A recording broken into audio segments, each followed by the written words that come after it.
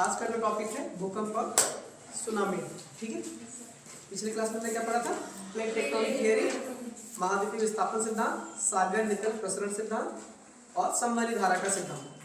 ठीक है, आज जो पढ़ना है भूकंप और सुनामी के विषय में पढ़ना है। पृथ्वी की आंतरिक संरचना जो हम पढ़ा रहे थे उस टाइम भी भूकंप के विषय में थोड़ा बहुत बताया था। ठीक है, भूकंप क्या होता है? भूकंप एक तरह से वस्तुतः क्या है, ये प्राकृतिक घटनाओं के कारण पृथ्वी पे जो कंपन होता है, वस्तुतः मतलब एक तरह से प्रायः देखा गया है कि जो प्राकृतिक घटनाएं होती हैं उनके कारण जो पृथ्वी में कंपन उत्पन्न होती है उसी को क्या कहते हैं? भूकंप कहते हैं। भूकंप की उत्पत्ति क्यों होती है? भूकंप की उत्पत्ति का प्रमुख कारण जो है वो पृथ्वी के अंतर्जात एवं बहिर्जात बलों के कारण होता है। किसके कारण होता है?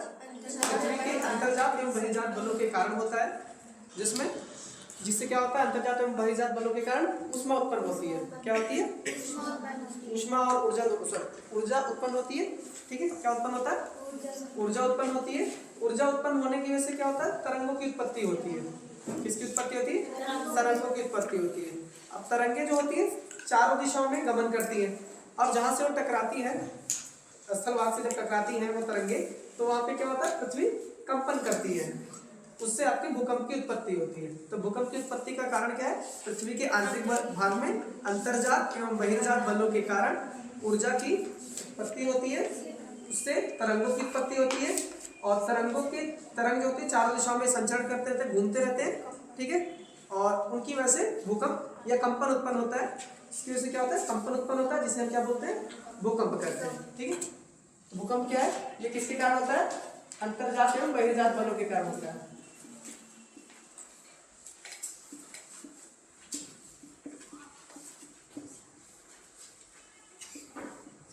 बहिर्जात बलों के कारण होता है। इसके वजह से क्या होता है? ऊर्जा उत्पन्न होती है। ठीक है, ऊर्जा की उत्पत्ति होती है या ऊर्जा उत्पन्न होता है। जब ऊर्जा उत्पन्न होगा तो वहां पे क्या होगा? तरंगों की उत्पत्ति होगी। इनकी वजह से क्या होता है? तरंगों की उत्पत्ति होती है।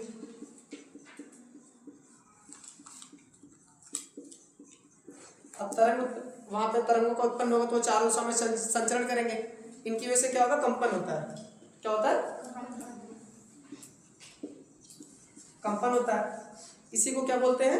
भूकंप कहा जाता है। क्या कहा जाता है? भूकंप। पृथ्वी के अंतर्जात एवं बहिर्जात बलों के कारण ऊर्जा उत्पन्न होती है। तत्पश्चात ऊर्जा उत्पन्न होने से क्या होता है? तरंगों की उत्पत्ति होती है और तरंगों की उत्पन्न होने से कंपन होता है। ठीक है, स्थल भाग में कंपन होता है क्योंकि समवहनी धारा का सिद्धांत पढ़ा था ना आपने, जहां से टकराएंगी वो प्लेटों को विस्थापित भी करती है। तो जब ये तरंगे उत्पन्न होती हैं, ये तरंगों की उत्पन्न होने से स्थल भाग में क्या होता है? कंपन होता है। इसी को हम क्या बोलते हैं? भूकंप कहते हैं। क्या कहते हैं? भूकंप। तो परिभाषा बना सकते हैं, मतलब उत्पत्ति के कारण क्या है ये। अब इसकी परिभाषा क्या बनेगी कि जो प्राकृतिक घटनाएं होती हैं, प्राकृतिक घटनाओं के कारण उत्पन्न भूकंप को ही प्रायः क्या कहा गया? वस्तुतः क्या कहा जाता है? भूकंप कहा जाता है। ठीक है, और ये मानवीय कारण से भी उत्पन्न होती है। ठीक है, ये मानवीय कारण से भी उत्पन्न होती है, लेकिन प्रायः क्या बोला गया है कि प्राकृतिक घटनाओं, वस्तुतः प्राकृतिक घटनाओं के कारण उत्पन्न कंपन को क्या बोलते हैं? भूकंप कहते हैं। इसको आप देख सकते हैं भूकंप परिभाषा में। ये किसकी वजह से होती है? वस्तुतः प्राकृतिक घटना, वस्तुतः प्राकृतिक घटनाओं के कारण उत्पन्न होती है। किसके कारण होती है? वस्तुतः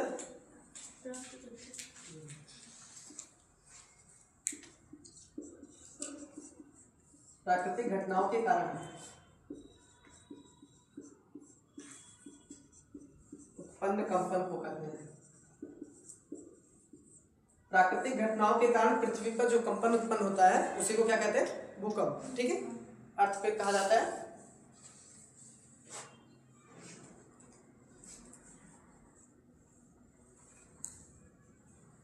और ये जो भूकंप की उत्पत्ति होती है वो प्राकृतिक घटनाओं के कारण तो होती है, साथ ही साथ जो होते हैं मानवीय कारण भी होते हैं इसमें। ठीक है, कुछ मानवीय कारण भी होते हैं भूकंप। इसके अलावा क्या है? मानवीय कारण, मानवीय कारणों से भी उत्पन्न होता है। ठीक है, मानवीय कारणों से भी होता है। मानवीय कारण में क्या क्या है? जैसे जो खनिज वगैरह हम जहां से निकालते हैं, वहां पे जो खान की दीवारें होती हैं उनके गिरने की वजह से होती है। ठीक है, ये सब कारण होते हैं। ये किसके अंतर्गत आता है? मानवीय कारणों के अंतर्गत आता है। और मानवीय कारण क्या है, जैसे परमाणु विस्फोट वगैरह किया जाता है, परमाणु परीक्षण किया जाता है ना, तो परमाणु परीक्षण की वजह से भी आ सकता है भूकंप, तो ये मानवीय कारणों के अंतर्गत आता है। तो भूकंप की उत्पत्ति के दो कारण, प्राकृतिक तो है, प्राकृतिक घटनाएं जो भी है, उसके अलावा आपके मानवीय कारण भी है। तो भूकंप की उत्पत्ति के दोनों कारण याद रखना, ठीक है, आगे डिटेल में बताएंगे।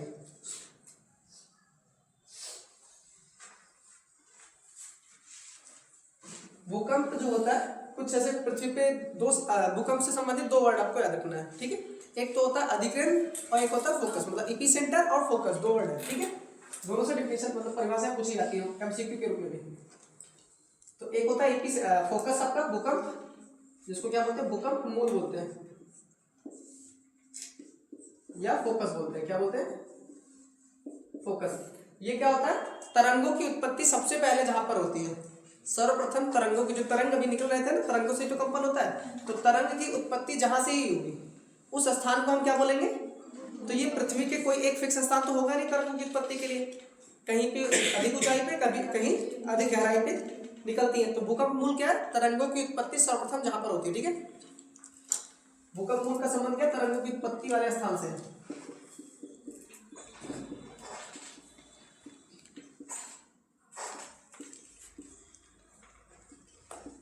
ये तरंगों की क्या है, उत्पत्ति स्थल है, यहीं पे सर्वप्रथम तरंगों की उत्पत्ति होती है।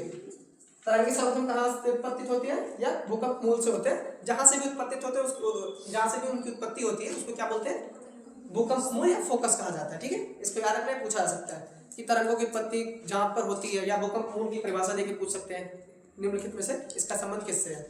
तो तरंगों की सर्वप्रथम उत्पत्ति है, तरंगे सबसे पहले जहां से निकलती हैं उसे क्या बोलते हैं, भूकंप मूल कहते हैं। दूसरा होता है अधिकेंद्र, क्या है,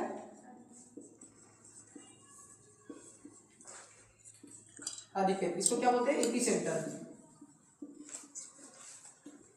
क्या बोलते हैं, एपिसेंटर कहते हैं। एपिसेंटर वह स्थान होता है जहां पे ये तरंगे उत्पत्तित होती है जब, तो सबसे यहां से उत्पन्न इनकी उत्पत्ति के पश्चात सबसे पहले जहां पे ये पहुंचती है, ठीक है, उस स्थान को क्या बोलते हैं, एपिसेंटर। तरंगों की उत्पत्ति के तरंगे सबसे पहले जहां पर पहुंचती है उसको क्या बोलते हैं, एपिसेंटर।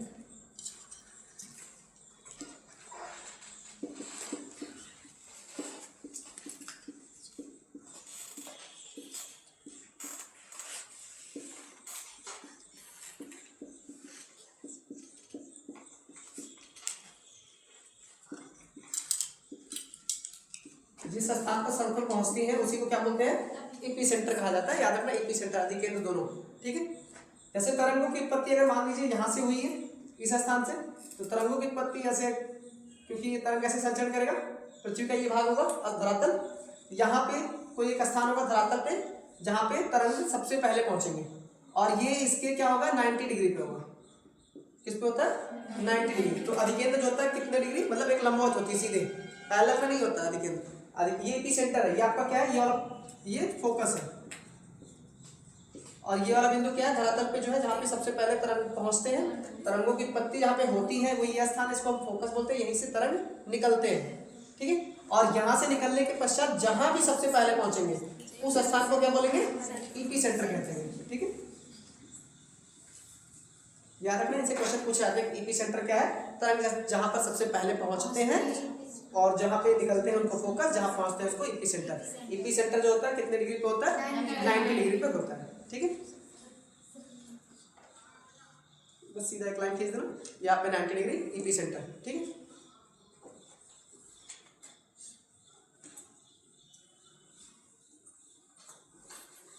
यहाँ से क्वेश्चन पूछे जाते हैं सीधे सीधे, ठीक है।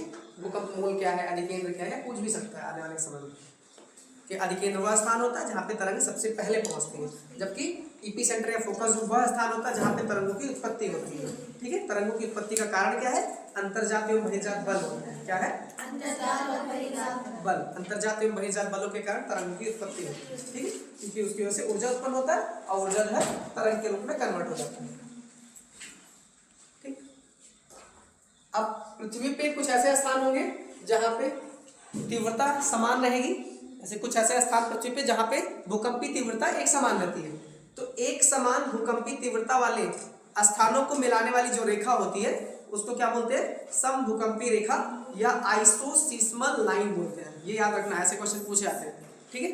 जैसे आइसोथर्मल लाइन होता है, वैसे आइसोसिस्मल। आइसोथर्मल क्या है? जहाँ पे टेम्परेचर एक समान, एक ऐसे स्थान मतलब पृथ्वी के विभिन्न स्थान जहाँ पे टेम्परेचर एक समान होता है, एक समान टेम्परेचर वाले स्थानों को मिलाने वाली जो रेखा होगी उसे क्या बोलते हैं? आइसोथर्मल बोलते हैं। थर्मल मतलब टेम्परेचर से वर्ड है, और सिस्मल मतलब क्या होता है? सिस्मोग्राफी जिससे वर्ड बना है, तो सिस्मल का मतलब आप समझ लेना, जहाँ पे भी आइसोसिस्मल मिले भूकंपीय रेखाओं को मिला रही है, भूकंपीय तीव्रता वाले स्थलों को मिलाने वाली रेखा है, ठीक है। इसको क्या बोलते हैं हिंदी में? समभूकंपीय रेखा। हिंदी में कभी नहीं आया है ये क्वेश्चन, मतलब ये इंग्लिश प्रोनाउंसिएशन, इसका जो प्रोनाउंसिएशन रहेगा किसमें रहेगा? इंग्लिश में ही लिखा रहेगा, हिंदी में भी लिखा रहेगा आइसोसिस्मल, ठीक है। क्योंकि सबको इससे आइडिया हो जाएगा ना, समभूकंपीय भूकंप सबको याद रहता है। इसको क्या बोलते हैं?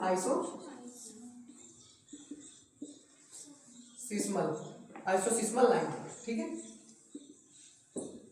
ये याद रखना, आइसोसिस्मल लाइन बोलते हैं। एग्जाम में यही वर्ड आएगा, ये नहीं आएगा, क्योंकि इससे तो किसी को भी आइडिया लग सकता है ना, भूकंप लिखा है तो आइसोसिस्मल से एक बार सोचना पड़ेगा। तो आइसोसिस्मल लाइन क्या होती है? समान तीव्रता वाले,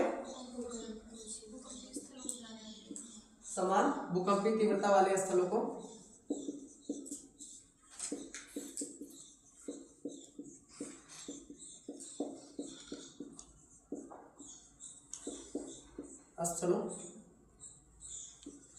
को मिलाने वाली रेखा होती है,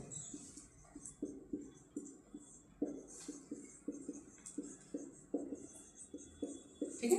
कोई भी पृथ्वी पे जैसे अलग अलग स्थान है, कहीं पे का 6.2 आ रहा है तीव्रता का, हो सकता है कोई और स्थल भी जहाँ पे 6.2 का भूकंप आता हो, तो ऐसे ऐसे स्थलों को मिलाने वाली जो रेखा होगी, एक सीधी रेखा में अगर मिलाएं इनको, तो उन सभी स्थानों को हम इस लाइन को हम क्या बोलेंगे? जो लाइन बनेगी आइसोसिस्मल बोलेंगे, ठीक है। इसको याद रखना, आइसोसिस्मल वह लाइन है जो समान भूकंपीय तीव्रता वाले स्थलों को मिलाती है, ठीक है। समान तीव्रता वाले स्थलों को मिलाने वाली जो लाइन है उसको क्या बोलते हैं? आइसोसिस्मल लाइन कहते हैं, ठीक है। ध्यान देना, ये इंपॉर्टेंट है। और ठीक है, जो भूकंप का जो स्टडी होता है उसको क्या बोलते हैं? सिस्मोलॉजी बोलते हैं। क्या बोलते हैं? भूकंप के अध्ययन को क्या बोलते हैं? सिस्मोलॉजी बोलते हैं।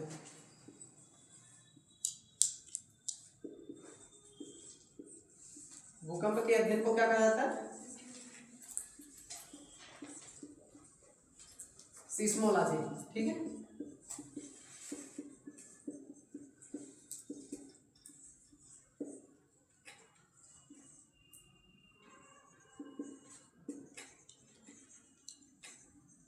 इसे क्या बोलते हैं? सिस्मोलॉजी कहा जाता है, ठीक है। भूकंप का अध्ययन क्या कहलाता है? सिस्मोलॉजी। जैसे पिछले चैप्टर में अच्छा, जो मृदा होती है उसके अध्ययन को क्या बोलते हैं? पेडोलॉजी बोलते हैं। साइड में लिखना, मृदा के अध्ययन को क्या कहा जाता है?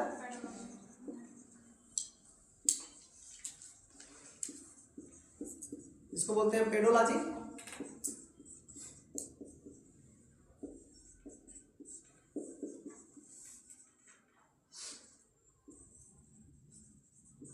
पेडोलॉजी। और चट्टानों के अध्ययन को क्या बोलते हैं? चट्टानों के अध्ययन को क्या कहा जाता है? पेट्रोलॉजी कहा जाता है। क्या बोलते हैं? पेट्रोलॉजी। पेट्रोलॉजी, ठीक है। मृदा के अध्ययन को क्या बोलेंगे? पेडोलॉजी। और चट्टानों के अध्ययन को क्या बोलेंगे? पेट्रोलॉजी। ये याद रखना, ठीक है, पूछे जाएंगे। चट्टानों से याद रख सकते हो कैसे? चट्टानों के नीचे पेट्रोल वगैरह का निकलता है, ठीक है, तो उससे आप पेट्रोलॉजी याद कर सकते हो। तो भूकंप के अध्ययन को क्या बोलते हैं? सिस्मोलॉजी। ये सीधे सीधे प्रश्न यहाँ से ही पूछे आते हैं, ठीक है। अगला जो भूकंप से संबंधित है वो आपका रेडान गैस। क्या है? Radon gas. याद रखना, रेडान गैस, ठीक है। एग्जाम में पूछा भी गया वनडे के साथ कि रेडान गैस वहीं पे निकलता है, या रेडान गैस हमारे एनवायरनमेंट में बहुत कम पाया जाता है, ठीक है, उनकी मात्रा कम है। तो रेडान गैस की जो उसी स्थान पे या उस विशेष क्षेत्र में पाए जाते हैं जहाँ पे भूकंप की उत्पत्ति की संभावना होती है। तो रेडान गैस कहाँ पे पाए जाएंगे? संभावना होगी। पृथ्वी के वायुमंडल में जब रेडान गैस की मात्रा बढ़ती है, इससे क्या पता चलता है कि भूकंप आने की स्थिति या भूकंप आने की संभावना है, ठीक है। इसको नोट करना, पृथ्वी पर भूकंप आने की संभावना को ये प्रदर्शित करता है रेडान गैस। अगर भूकंप की मात्रा बढ़ रही है तो क्या हुआ? रेडान गैस, सॉरी, भूकंप वहां पे क्या आएगा? ज्यादा है। रेडान गैस की मात्रा बढ़ने पर वायुमंडल में भूकंप आने की संभावना या भूकंप का इससे प्रदर्शित होता है कि भूकंप आएगा। ठीक है, इतने पॉइंट याद रखना। अभी तक क्या क्या पढ़ा? एक तो उनकी उत्पत्ति अंतर्जातीय और बहिर्जात बलों के कारण होती है। दूसरा पढ़ा आपने क्या कि ये प्राकृतिक घटनाओं को ही प्रायः कहा गया है कि भूकंप होते हैं, वैसे मानवीय कारण भी होते हैं भूकंप आने के। तीसरा आपने क्या पढ़ा है? फोकस।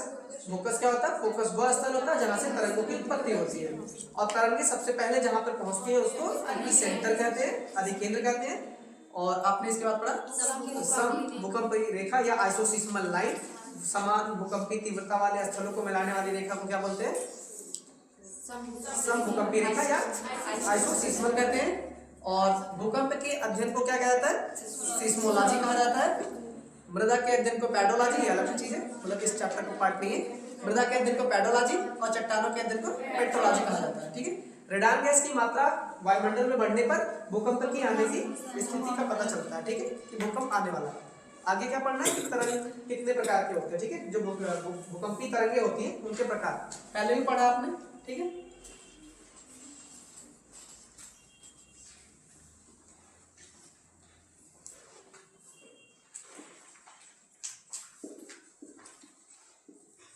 भूकंपी तरंगे।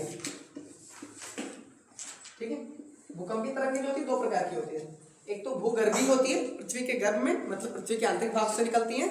दूसरा जो होता है धरातल। ठीक है, धरातली तरंगे कितने प्रकार की होती है? दो प्रकार की होती है।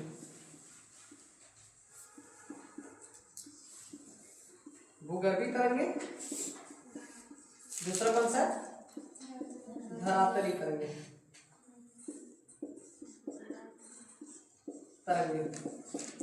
ऐसी तरंगे जो पृथ्वी के भूगर्भ से, मतलब भूगर्भ का मतलब क्या? पृथ्वी के गर्भ मतलब आंतरिक भाग से निकलती है, उनको क्या बोलते हैं?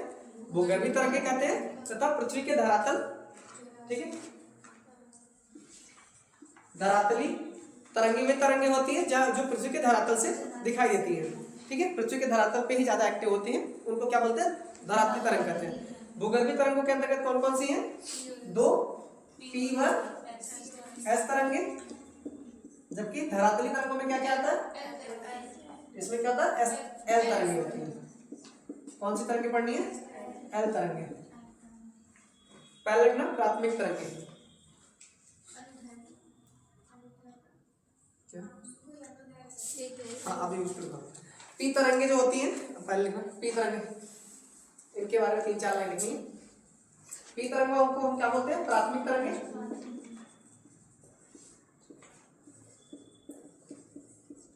या प्राइमरी वेव्स बोलते हैं इसको ना।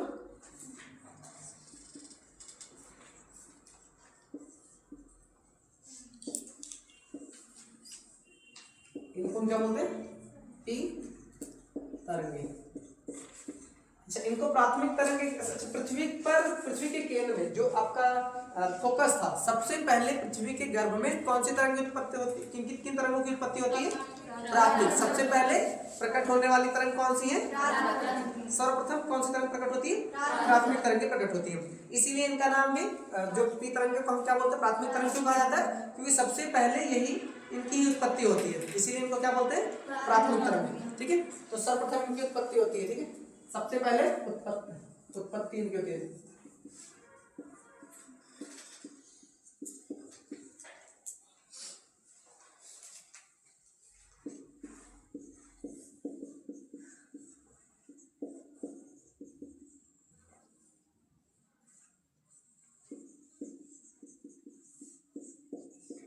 तीनों तरंगों में सबसे पहले कौन सी तरंगों की उत्पत्ति होती है? P, इसीलिए इनको क्या बनाता है? प्राथमिक तरंगे कहा जाता है। ठीक है, P तरंगे जो होती हैं ये ध्वनि तरंगों के समान होती है। किन तरंगों के समान होती है? ध्वनि तरंगों के समान होती है। दूसरा पॉइंट क्या है? ये ध्वनि तरंगों के समान होती है।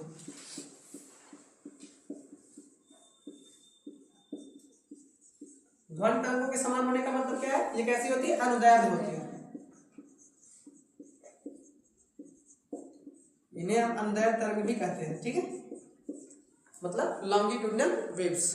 अनुदैर्ध्य का मतलब क्या है? Longitudinal waves. ध्वनि तरंगे जो होती है अनुदैर्ध्य होती हैं, इसीलिए हम P तरंगों को भी क्या कर सकते हैं? अनुदैर्ध्य या ध्वनि तरंगे कहते हैं। अब अगर ये ध्वनि तरंग है तो क्या होगा, तीनों माध्यम में गमन करेंगे, क्योंकि ध्वनि जो होता है तीनों माध्यम में गमन करता है। तो ये ठोस, द्रव व गैस तीनों में गमन करती है।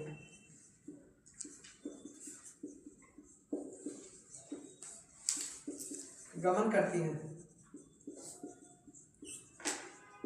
किंतु इनकी गति जो है सबसे अधिक किसमें होगी,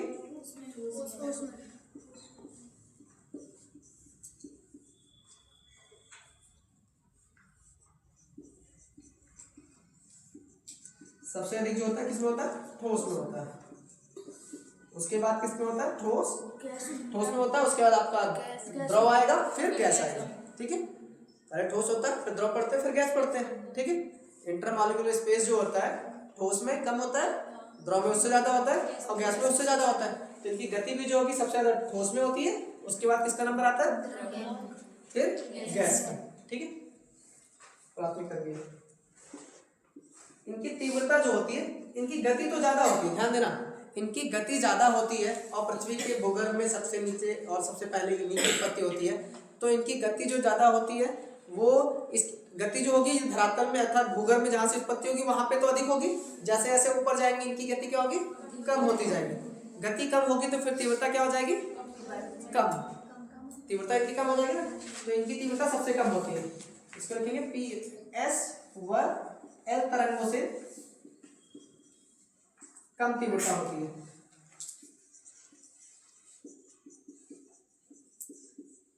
ठीक है, इनकी जो प्राथमिक तरंगें होती है, इनकी तीव्रता क्या है, वह पी व सॉरी एस व एल से कम होती है। पी तरंगों की तीव्रता एस व एल तरंगों की तीव्रता से कम होता है। अब अगर इनकी तीव्रता कम है तो ये कम विनाशकारी होती है, तो ये भी ऐड करना, ये कम विनाशकारी होती है। इन दोनों की अपेक्षा क्या है, कम विनाशकारी है।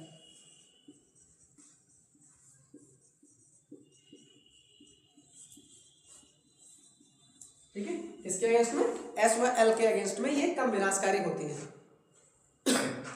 पृथ्वी के धरातल पे सबसे बाद में पहुंचने वाली जो तरंग होती है कौन सी, वो एल होती है, लेकिन सबसे पहले कौन सी पहुंच रही है, पी। और ये ध्वनि तरंगों के समान होती गति करती है, अर्थात कैसी, अंदर तरंगे किन्हें कहा जाता है, वे तरंगे जिनमें कणों का जो गमन होता है, कणों का संचरण जो होता है, वो तरंगों की जो तरंग अभी तरंग निकल है, तरंगों के समांतर अगर हो, किसके समांतर हो, कणों की गति अगर तरंगों की समांतर चल रही है, समांतर में निकल रही है, तो उसको हम क्या बोलते हैं, अंदाज बोलते हैं। अगर वही कणों की गति तरंगों की गति के लंबवत है तो क्या बोलेंगे, अनुप्रस्थ। ठीक है, अभी उसको बाद में लिखवा देता हूँ।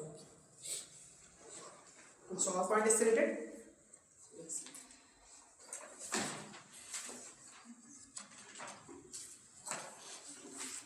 इतना समझ में आया ना।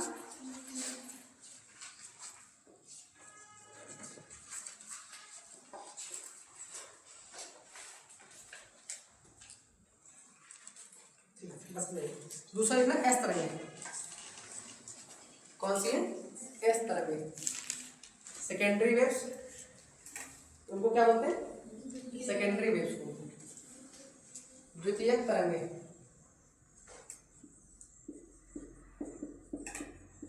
एस तरंगे, या इन्हीं को हम क्या बोलते हैं,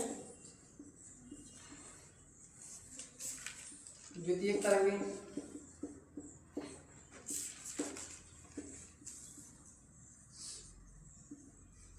सेकेंडरी वेव्स कहा जाता है। इनका नाम द्वितीयक तरंगे इसलिए पड़ा है क्योंकि ये पी तरंगों के बाद इनकी उत्पत्ति होती है। दूसरा कारण कि इनका नाम सेकेंडरी वेव्स क्यों पड़ा है, सेकेंडरी मतलब क्या है, सेकंड, जिनकी उत्पत्ति दूसरे मतलब पहले के बाद दूसरे में जो आती है उसको क्या बोलते हैं, सेकेंडरी वेव्स बोलते हैं। तो द्वितीयक तरंगों का नाम द्वितीयक तरंग क्यों पड़ा, या तरंगों क्यों बोलते हैं, क्योंकि उनकी उत्पत्ति पी तरंगों के बाद होती है। तो पहली लाइन में इनकी उत्पत्ति पी तरंगों के बाद होती है, पी तरंगों के बाद उत्पत्ति, इनकी उत्पत्ति कब होती है, पी तरंगों के बाद होती है। ठीक है, इसके बाद ये कैसे गमन करती है, प्रकाश तरंगों के समान गति करती है। जैसे जो प्रकाश तरंगें चलती हैं उस समान की गति होती है। कैसी गति होती है, प्रकाश तरंगों के समान इनकी गति होती है। और प्रकाश तरंगे कैसे गमन करती हैं? अनुप्रस्थ। ये फिजिक्स में भी क्वेश्चन आता है कि प्रकाश तरंगे निम्नलिखित में से किस प्रकार की तरंगे हैं, तो उसमें 2 ऑप्शन रहेगा, अनुप्रस्थ, अनुदैर्ध्य और 3-4 ऑप्शन रहेंगे। तो प्रकाश तरंगे कैसे गमन करती हैं? अनुप्रस्थ, ठीक है, ट्रांसवर्स बोलते हैं। और ध्वनि तरंगे कैसे गमन करती हैं? अनुदैर्ध्य। जो आपकी पी होती है वो ध्वनि तरंगों के समान चलती है, और जो एस होती है वो किसके समान चलती है? प्रकाश तरंगों के समान चलती है। तो उसको फिजिक्स में भी क्वेश्चन बना के पूछ सकते हैं कि अनुदैर्ध्य तरंग या अनुप्रस्थ तरंग क्या क्या उदाहरण है, ध्वनि या प्रकाश किस में जाएगा, किसके साथ रहेगा, और यहाँ भी पूछा जा सकता है, ठीक है। तो ये किसके समान की गति होती है? प्रकाश तरंगों के समान होती है।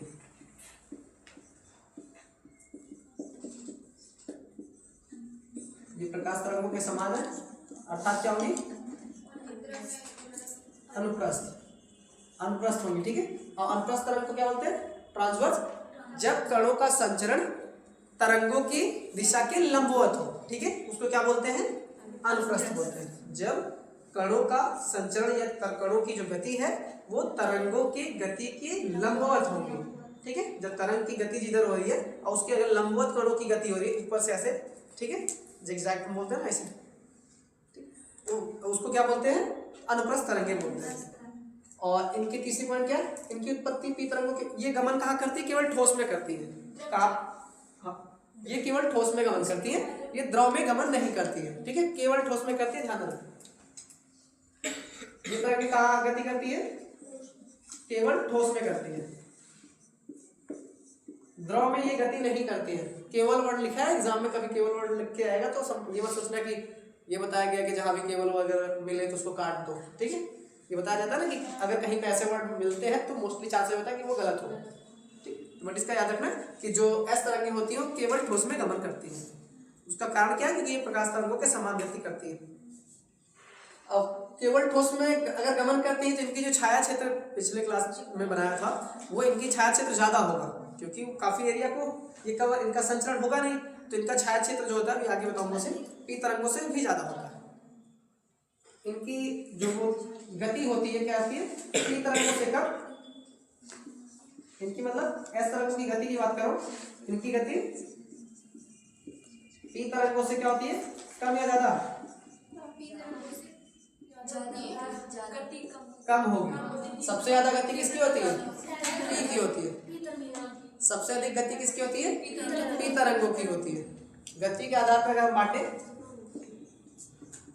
तो सबसे ज्यादा पी, फिर एस, फिर एल, और तीव्रता के आधार पर अगर देखेंगे तो फिर ये अपोजिट कर देना, एल फिर एस फिर पी, ठीक है। गति और तीव्रता एक दूसरे के अपोजिट है, तो गति सबसे ज्यादा पी की और तीव्रता सबसे ज्यादा एल की, ठीक है।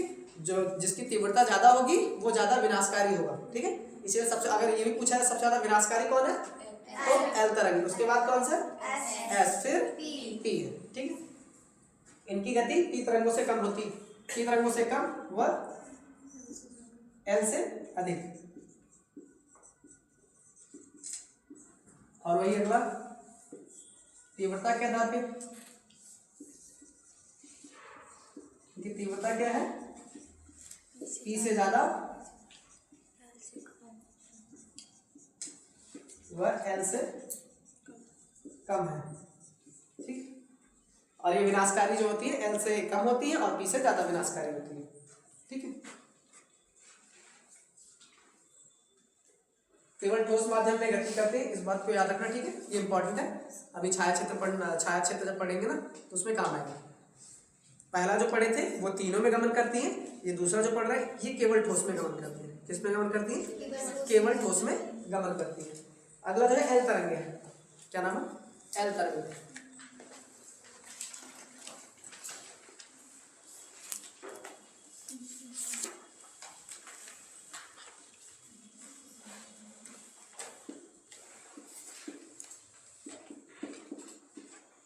इनको हम क्या बोलते हैं? लव वेव्स बोलते हैं। क्या बोलते हैं? लव वेव्स बोला गया। इनका नाम क्या है? Love waves. कारण क्या है? एक व्यक्ति है जिनके नाम पे रखा गया एडवर्ड हफ लव। किसके नाम पे रखा गया? एडवर्ड हफ लव, इन्हीं के नाम पर रखा गया है, ठीक है। HF लव बोलते हैं, HF लव, ठीक है। एल तरंगों का जो नामकरण किया गया किनके नाम पे किया गया? एडवर्ड हफ लव, आप शॉर्ट में याद करना HF लव, ठीक है। एडवर्ड हफ लव या HL लव के नाम पे इनका नामकरण किया गया। और ये कहाँ पर दिखाई देती है? धरातल पर दिखाई देती है। कब कहाँ पे दिखाई देती है? धरातल। इनको हम क्या बोलते हैं? तरंगों को धरातली तरंगे भी बोलते हैं। तो साथ में सुना, इनको क्या बोलते हैं? धरातली तरंगे भी बोलते हैं।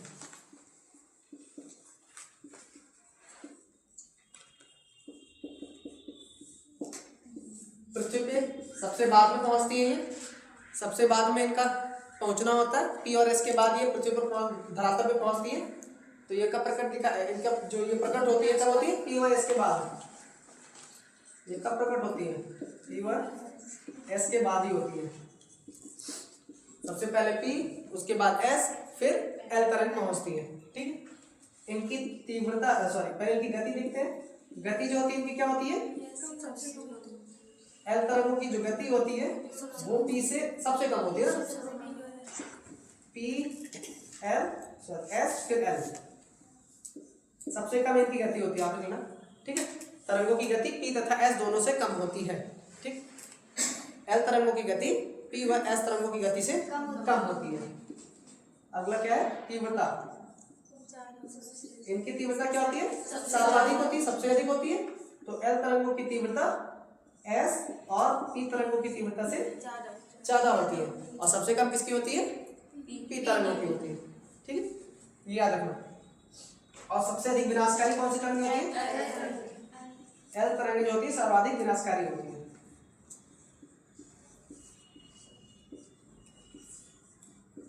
सर्वाधिक विनाशकारी तरंग होती है L तरंगे। L तरंगे कैसे होती हैं? सबसे अधिक विनाशकारी होती है।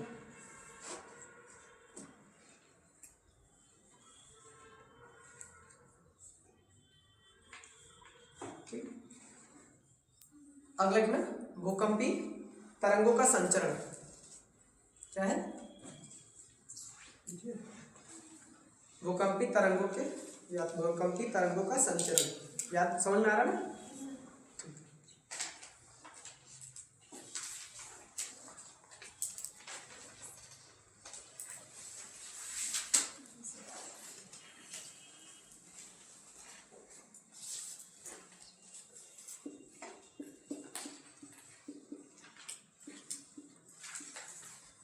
भूकंपी तरंगों का संचरण। भूकंपी तरंगे जो होती है कौन है? P और S की बात करते हैं क्योंकि ये भूगर्भ में है। तो P और S तरंगों में सबसे अधिक गति किसकी होती है? P की होती है। और S की क्या होती है? गति उससे कम होती है। और P जो P है प्राइमरी वेव्स, वो क्या होता है? जैसे जैसे सबसे अधिक इसका गति किसमें होता है? ठोस में होता है, उसके बाद द्रव में, फिर गैस में। पृथ्वी की गहराई में जाने पर जो P तरंगों की गति होती है, किन्हीं भी तरंगों की गति हो, तो नीचे जाने पर क्या होता है? बढ़ती जाती है। गहराई में जाने पर तरंगों की गति बढ़ती जाती है। जैसे गहराई से ऊपर आएंगे वो उनकी गति कम होती है। ये पहली लाइन में गहराई के साथ तरंगों की गति में वृद्धि होती है।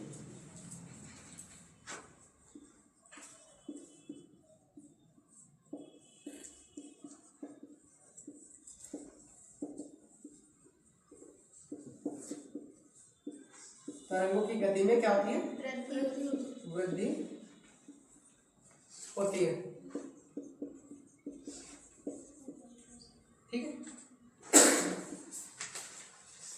ऐसा क्यों होता है? क्योंकि नीचे जाने पे उनका घनत्व क्या होता है? बढ़ता है। घनत्व में वृद्धि होने के कारण तरंगों की गति में भी वृद्धि होती है, ठीक। जिसका घनत्व ज्यादा होगा, आपने पढ़ा होगा कि P तरंग मतलब जो ध्वनि तरंगे होती हैं, जो ठोस होती है उसमें सबसे तेजी, उसके बाद द्रव में, फिर गैस में। अगर ये सीधा सीधा क्वेश्चन पूछा जाए तो ध्वनि तरंग सबसे ज्यादा किस में सबसे अधिक गमन करती है? अगर आपके पास कुछ ऑप्शन है जैसे हवा, स्टील, एल्यूमिनियम, या आपका समझ लो कोई भी चीज, क्या स्टील में सबसे अधिक होती है? सबसे ज्यादा किसमें होती है? स्टील में होती है। इसको याद रखना, ठीक है, पूछा गया कि ध्वनि तरंगों की गति सबसे ज्यादा किसमें होती है?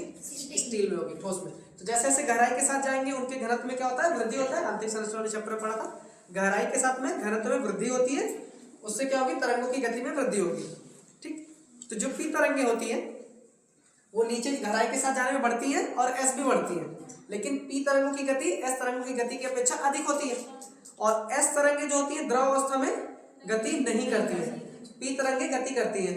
उसके कारण क्या होगा, जैसे ही हम गुटेनबर्ग असंबद्धता जो डिसकंटिन्यूटी है वहां पे पहुंचते हैं, 2900 किलोमीटर पे है ना गुटेनबर्ग असांतत्य क्या असंबद्धता उसको बोलते हैं डिसकंटिन्यूटी। ये कहां पर होता है, 2900 किलोमीटर पे होता है। यहाँ पे पहुंचने पे क्या होता है, इसके जैसे नीचे जाते हैं वो क्या मिलता है आपका, कोर मिल जाता है, कोर होता है ना। हाँ, बाहरी कोर जो होता है वो गुटेनबर्ग असांतत्य से नीचे 2900 किलोमीटर से नीचे होता है। वहां पे जो बाहरी कोर होता है वो द्रव अवस्था में, मतलब तरल अवस्था में। किस अवस्था में, तरल अवस्था में। तो तरल अवस्था जैसे है तो वहां पे एस तरंगे गति करेंगी नहीं करती है, तो एस तरंगे उसके बाद एस तरंगों का संचरण जो होता है वहां पे समाप्त हो जाता है, एस तरंगे आगे गमन नहीं करती है। और पी तरंगे जो होती है उस वहां पर गमन करती हैं, बट उनका डायरेक्शन थोड़ा सा बदलता है, क्योंकि उनकी गति वहां पे जाने के बाद कम हो जाती है, क्योंकि वो तरंगे वहां से परावर्तित हो जाती है। ध्वनि तरंगे वहां से परावर्तित होती है, क्योंकि ध्वनि तरंगों को ही क्या बोलते हैं, प्राइमरी वेव्स, मतलब प्राथमिक तरंगे कहा जाता है। तो ध्रुव अवस्था में जाने के बाद उनकी गति में परिवर्तन होता है, कुछ तरंगे परावर्तित हो जाती है और कुछ अपना, क्योंकि एक माध्यम से दूसरे माध्यम में जब जाती है प्रकाश की किरणें तो अपना स्थान बदलती है, तो परावर्तन अपवर्तन होता है वहां पे। तो ध्रुव में जाने के बाद उनका जो गति है वो बदलेगी और दिशा भी उनकी बदलती है।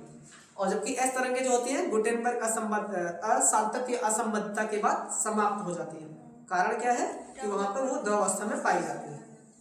ठीक है, पिछले क्लास में आपने गुटेनबर्ग असंबद्धता या असंततता के बारे में पढ़ा है, जिसमें लेमैन, रेप्टी, गुटेनबर्ग इन सब का नाम बताया गया था। ठीक है, ऐसा क्यों होता है, क्योंकि पी तरंग अभी जस्ट ऊपर लिखा है, एस तरंगे जो होती है वो वहां पे द्रव अवस्था में गमन नहीं कर पाती है, इसलिए इनका संचरण जो होता है द्रव अवस्था में, अर्थात बाहरी कोर जो होता है, कोर है ना,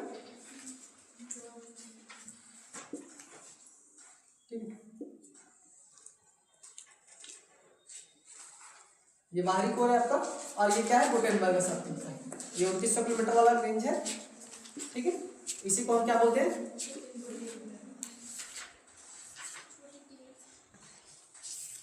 गुटेनबर्ग।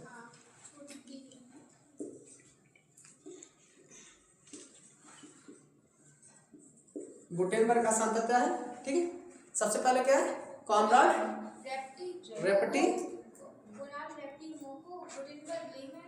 ठीक है, तो गुटेनबर्ग असांततता के बाद क्या होती है, ये द्रव अवस्था में होता है। द्रव अवस्था में होने की वजह से क्या होता है, एस तरंगे जो वहां पर गमन नहीं करती है और पी तरंगे अपने स्थान, मतलब अपनी दिशा बदल देती है, क्योंकि थोड़ा सा मूवमेंट उसमें होता है ना, क्योंकि अभिलंब जो होता है नॉर्मल के थोड़ा सा द्रव अवस्था में जाने के बाद क्या होंगे, नॉर्मल से दूर जाएंगे। ठोस अवस्था से द्रव अवस्था में अगर कोई भी चीज जाती है तो प्रकाश का अपवर्तन क्या है कि जैसे ही सघन से विरल में जाती है तो वो अभिलंब से थोड़ा दूर होती है, अभिलंब से दूर होती है। और जबकि अगर द्रव से गैस में ठोस में जा रही है तो अभिलंब के पास में आती है। तो वही रूल यहाँ भी लगता है।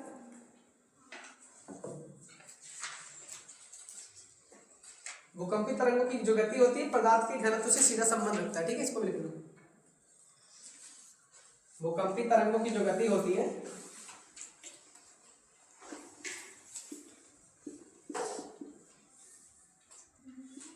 तरंगों की गति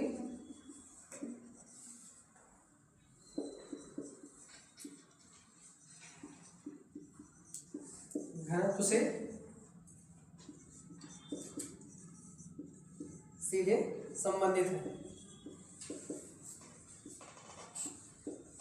अर्थात क्या, तरंगों की गति बढ़ेगा, घनत्व बढ़ेगा तो तरंगों की गति भी बढ़ेगी। इसीलिए पी तरंगों की गति गहराई, पी और एस तरंगे जो भी है गहराई के साथ जाने में उनके तरंगों की गति बढ़ती है। घनत्व तो नीचे जाते हैं जैसे जैसे वह बढ़ती है।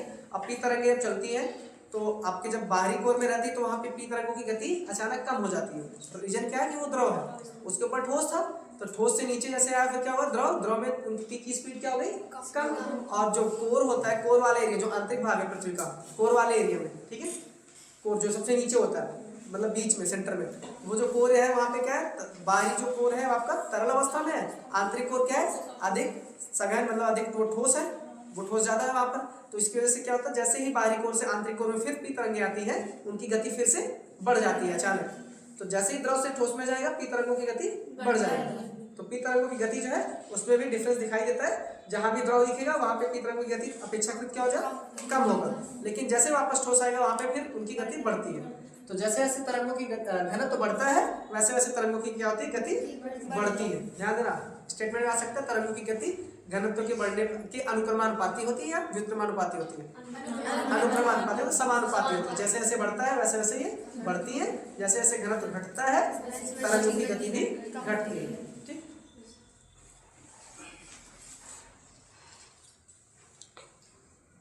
अगला जो है भूकंपी तरंगों का छाया क्षेत्र है।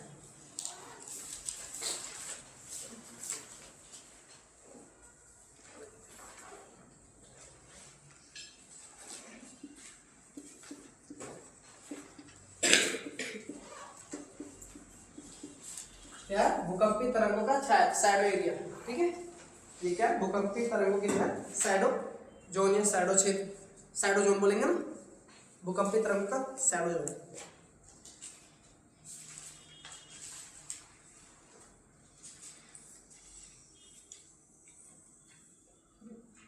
अगर ये एपिसेंटर है आपका, क्या है, क्योंकि मूल फोकस से निकलेगा तरंगों की उत्पत्ति होगी और सबसे पहले कहाँ पहुंचेगी, एपिसेंटर।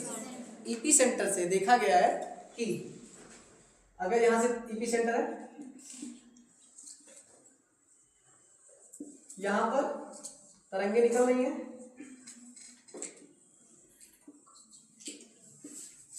ठीक है, और ये बीच वाला पार्ट आपका द्रव अवस्था में है। क्या है, द्रव अवस्था में। ये द्रव अवस्था में, तो यहां पे जैसे ये प्रकाश आएंगे ये तो निकल गई, लेकिन जो यहां पे आएंगी अगर पी तरंगे रहेंगी, पी तरंगे रहेंगी तो क्या करेंगी, ये इसमें से मूव करेंगे, आगे बढ़ेंगे। लेकिन अगर एस तरंगों की बात करेंगे तो ये गमन नहीं करती। और ये जो स्थान अगर ये यहाँ पे क्या है 90 डिग्री है, क्योंकि यहाँ 0 से बनेगा तो फिर 90 डिग्री कम से आएंगे। और यहाँ पे लगभग कोई एक स्थान होगा, मान लो यहाँ पे 105 या 103, किसी किसी बुक में लिखा रहता है 105, 105 103 दोनों लिखा है, 105 है। अगर हम पी तरंगों की छाया क्षेत्र की बात करें, किसकी बात करें, पी तरंगों की, तो पी तरंग की गमन करती है 105 डिग्री पहुंचने के बाद, क्योंकि ये ठोस अवस्था में और यहाँ तक क्या ठोस है, फिर आगे क्या मिलेगा, द्रव। जैसे द्रव में जाएंगे ये इनका डायरेक्शन क्या होगा, नॉर्मल से दूर जाएंगे, क्योंकि यहाँ पे नॉर्मल हम खींचेंगे कि द्रव अवस्था में पूरा का पूरा, तो ये जो सीधे निकल जा रही थी अब ये द्रव में अवस्था में एक बार थोड़ा सा नॉर्मल से दूर जाएंगे, तो नॉर्मल से दूर जाएंगे तो यहाँ पे ये घूमेगा, थोड़ा सा कर होगा, फिर वापस यहीं पे आएंगे, वापस ऐसे ही इनका भी बनेगा। जैसे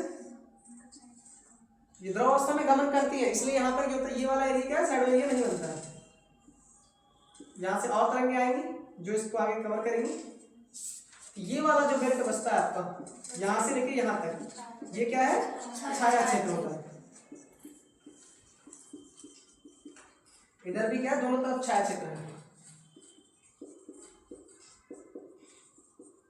रीजन क्या है कि एपिसेंटर से निकलने वाली जो तरंगे हैं ठोस और द्रव अवस्था दोनों से होकर गुजरती है। पी तरंगों की बात करो, पी तरंगों से तो उनकी गति जो होती है नीचे जाने पर धीरे धीरे बढ़ती ही है, इसीलिए देखो ये एरिया भी ऐसे कवर हो रहा है, गति बढ़ रही है ना अंदर जाने पर।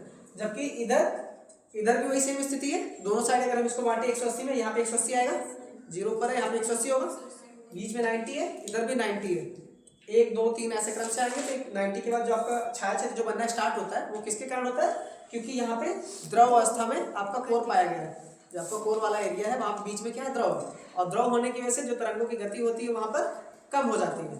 तरंगों की गति के कम होने से उनका क्या होता है, अपवर्तन होता है वहाँ पर, तो जहाँ से आती है फिर वापस यहाँ पे दिखाई देने लगती है, पी तरंगे यहाँ पे दिखाई देने लगती है। और बचा हुआ क्षेत्र जो है कहाँ से कहाँ तक, 105 से 100 कितना, 145 लिखा मिलता है लगभग, ठीक है। जब 103 करते थे तो 143 करते थे, ठीक है, 2-3 का अंतर रहता है इसमें लगभग है। 105 से 145, 103 से 143 भी बोलते हैं। ये वाला जो लाइन है क्या है, 145 डिग्री। तो जो इनका जो छाया क्षेत्र होता है वो 105 से 145 डिग्री के बीच में बनता है। पी तरंगों का छाया क्षेत्र कहाँ पे बनता है, 145 के बीच में बनता है। इनका छाया क्षेत्र जो है अगर 90 के 180 में इसको हम डिवाइड करें आधे भाग में दोनों को, तो इधर 105 से 145 सेम वही स्थिति 105 से 145 का होता है। ठीक है।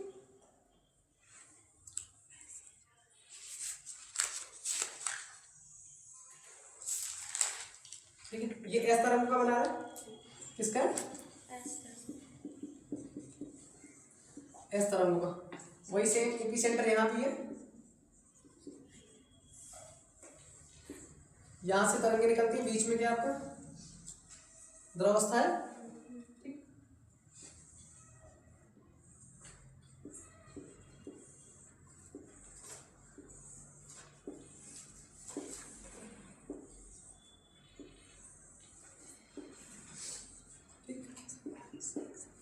अब यहाँ पे भी आएंगे तरंगे, आएंगे तो, लेकिन वापस इसी में विलीन हो जाती है, द्रवावस्था है ना, क्योंकि जो प्रकाश तरंगे हैं वो आगे गमन नहीं कर पाती, अर्थात एस तरंगे जो होती है द्रवावस्था में गमन नहीं करती हैं। तो आपका जो ये वाला स्थान कहा जहां तक ये गमन कर सकती है, क्योंकि 145 105 तक वो भी गमन करती थी, तो एस तरंगे भी गमन करेंगी, भले ही उनकी गति क्या हो, कम हो।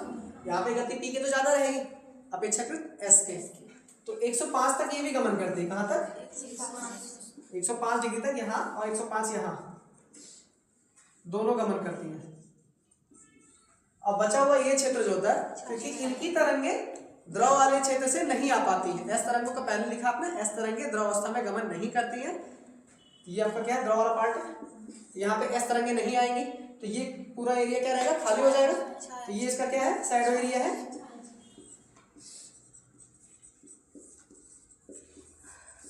ठीक, कारण क्या है कि बीच में द्रव अवस्था, द्रव अवस्था में जो होती है एस तरंगे गमन नहीं करती है, इस वजह से। अच्छा, तो दोनों में छाया क्षेत्र किसका ज्यादा दिखाई दे रहा है? इसका इतना और इतना दोनों को ऐड कर लो और ये पूरा देख लो, तो ये भी पूछा जा सकता है। पी तरंगों की अपेक्षाकृत एस तरंगों की छाया क्षेत्र अधिक होता है, एस तरंगों का छाया क्षेत्र क्या होता है, ज्यादा होता है।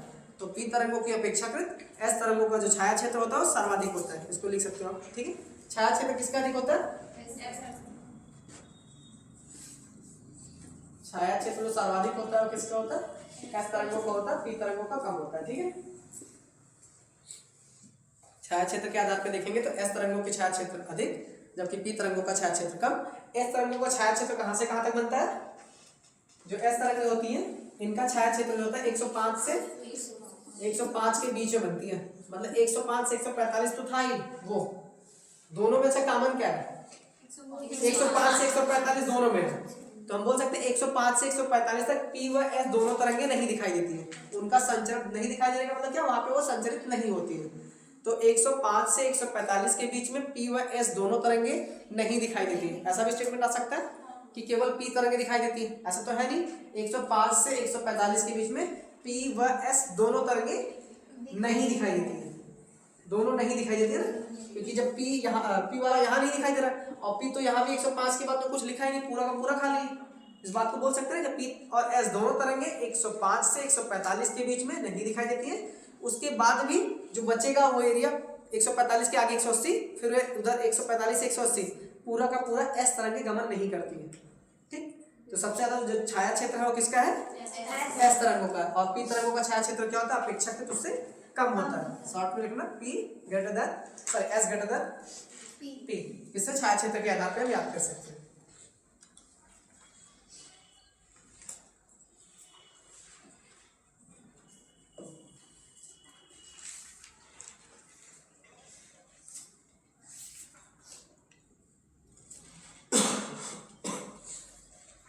105 के बाद जो होती है क्या होती है? पी तरंगे प्रकट नहीं होती है, ध्यान देना, ना तो यस प्रकट होती है ना तो पी। लेकिन 145 के बाद पी तरंगे फिर से दिखाई देने लगती है। 145 के बाद पी तरंगे क्या है? फिर से दिखाई दे रही है ना। जब भी आप लिखना इस चीज को ध्यान रखना कि पी तरंगे 105 के बाद तो गायब हो जाती है, किंतु 145 के बाद पुनः दिखाई देने लगती है। अब क्या है? भूकंप के कारण लिखना है।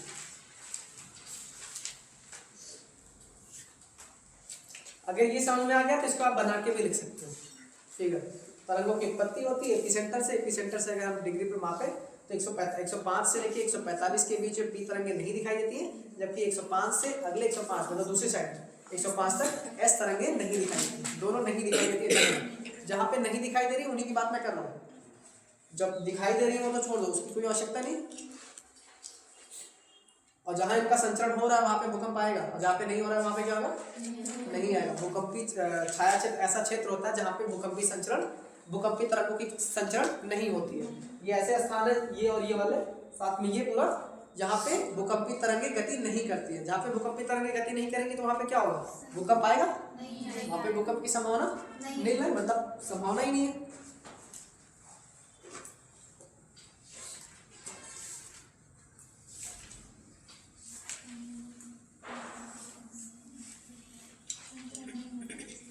एक 105 से 145 याद रखना, ठीक है।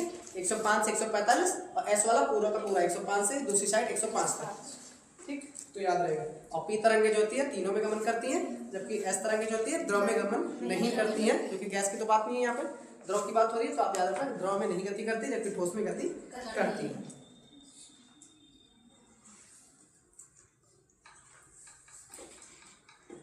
क्या है भूकंप के कारण, क्या है,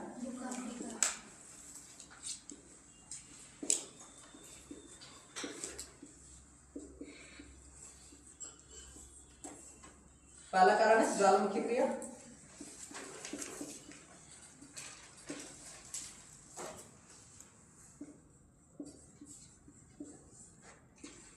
दूसरा है प्लेट टेक्टोनिक,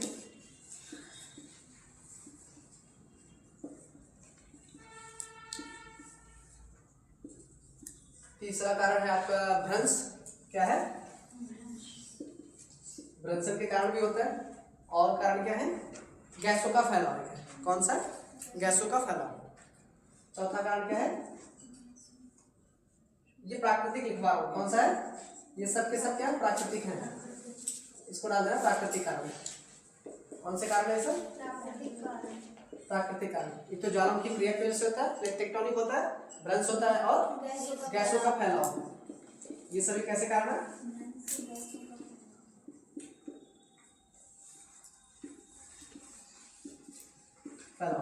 ज्वालामुखी क्रिया। देखो ज्वालामुखी के बारे में क्या है, जो ज्वालामुखी की क्रिया होती है, अब भूकंप एक दूसरे से अंतर संबंधित होते हैं। अंतर संबंधित का मतलब एक दूसरे से रिलेटेड है, ठीक है, कि जब ज्वालामुखी क्रिया होती है तब भूकंप आते हैं, लेकिन ध्यान देना ज्वालामुखी की क्रिया के समय भूकंप आता है, स्वाभाविक है, किंतु जहां भूकंप आए ऐसा नहीं कि वहां ज्वालामुखी की क्रिया भी हो।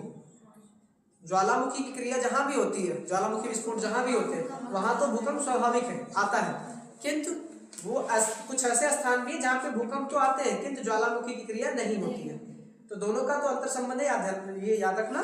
लेकिन सभी भूकंपीय स्थल जो होते हैं वहाँ पे भूकंप नहीं, ज्वालामुखी नहीं होते हैं, लेकिन जितने भी ज्वालामुखी केंद्र है या जहाँ पे ज्वालामुखी आता है वहाँ पे भूकंप की उत्पत्ति होती है। दूसरा प्लेट टेक्टोनिक। प्लेट टेक्टोनिक में आपने पढ़ा था अभिसरण और अपसरण, अपसरण और अभिसरण, जिसमें प्लेटें टकराएंगी, प्लेटों के टकराने की वजह से क्या होगा, भूकंप की उत्पत्ति होगी, प्लेटें आपस में टकराएंगी, उनका क्या होगा, विनाश होगा। तो टकराने की वजह से कोई भी चीज होगा तो वहाँ पे कंपन तरंगों की गति होगी। तो जहाँ पे प्लेटें आपस में संचरण करती हैं, सॉरी आपस में टकराती हैं, तो जो उसका सीमांत वाला भाग होता है, किनारे वाला भाग, वहाँ पे क्या आता है, भूकंप आता है। सीमांत मतलब जहाँ पे आपस में टकराएंगे तो किनारा ही होगा दोनों का, दोनों के किनारे वाले भाग पे भूकंप ज्यादा तीव्र होता है अपेक्षाकृत। जहाँ पे दो भी, चाहे महाद्वीपीय और महासागरीय प्लेट आपस में टकरा रही है या महासागरीय महासागरीय, सबसे ज्यादा कहाँ पे होगा, जहाँ महासागरीय महासागरीय से टकरा रही है।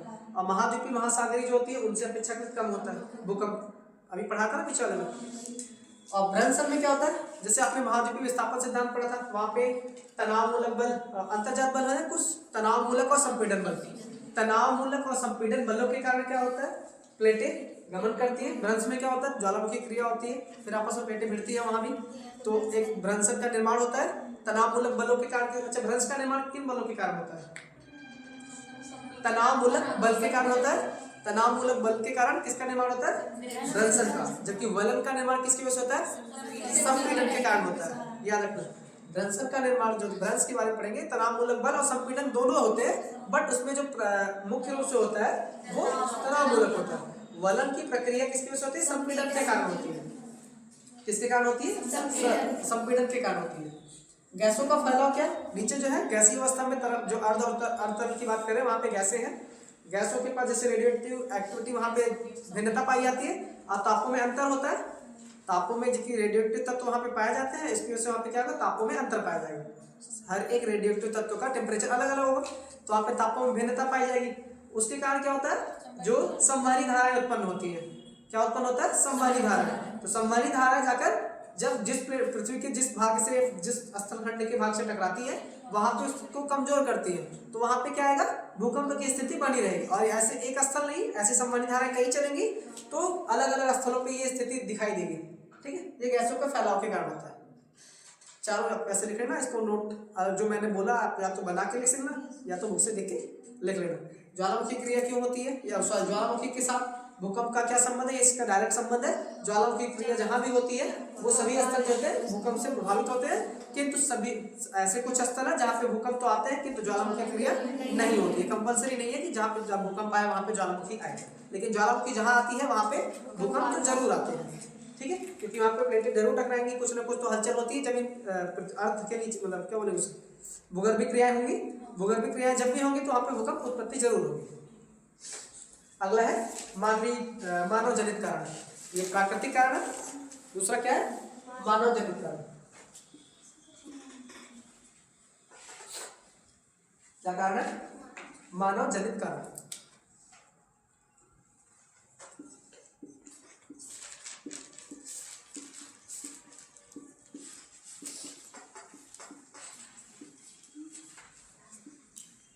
मानव जनित कारणों में क्या है, जो मनुष्य के द्वारा ऐसे कारण, ये बहुत कम मात्रा में प्रभाव डालती है। ठीक है, क्योंकि ज्यादा से ज्यादा प्रभाव किसका है, प्राकृतिक कारणों का है। मानव जनित कारण जो होते हैं कम होते हैं, जैसे आपका परमाणु विस्फोट होता है, परमाणु विस्फोट के कारण होता है। भूमिगत खान जो होती है, जहाँ से हम खनिज का निष्कर्षण करते हैं, निकालते हैं, उनकी जब खान की जो छतें होती है ढह जाने गिरने की वजह से क्या होता है, छतें मतलब काफी भारी, कोई पहाड़ी होगा वो गिरेगा तो टकराएगी, मतलब तो कंपन होता है, दूसरा कारण होता है। और इस वजह से बांधों का निर्माण हम लोग करते हैं, जब बांध, बड़े बड़े बांध होते हैं उनका निर्माण होता है, तो जब बांध जब भी अगर टूटेंगे तो क्या होगा, पानी का वेग, पानी का अपना कुछ द्रव्यमान है ना, और ऊर्जा भी है, जब वो पानी अचानक टूट के मतलब नीचे गिरेगा तो पृथ्वी में क्या होगा, कंपन की स्थिति होगी। एक तो बांधों के निर्माण से होता है, और दिया है परमाणु विस्फोट। ठीक, और भूमिगत जल जो हम निकालते हैं उसके निष्कर्षण से होता है। भूमिगत जल के निष्कर्षण के कारण भी होता है। अगर हम जल की मात्रा ज्यादा निकाल लेते हैं पृथ्वी से, उनका निष्कर्षण ज्यादा करते हैं तो भूकंप की संभावना बनी रहती है। पहला कारण क्या है, भूमिगत खान।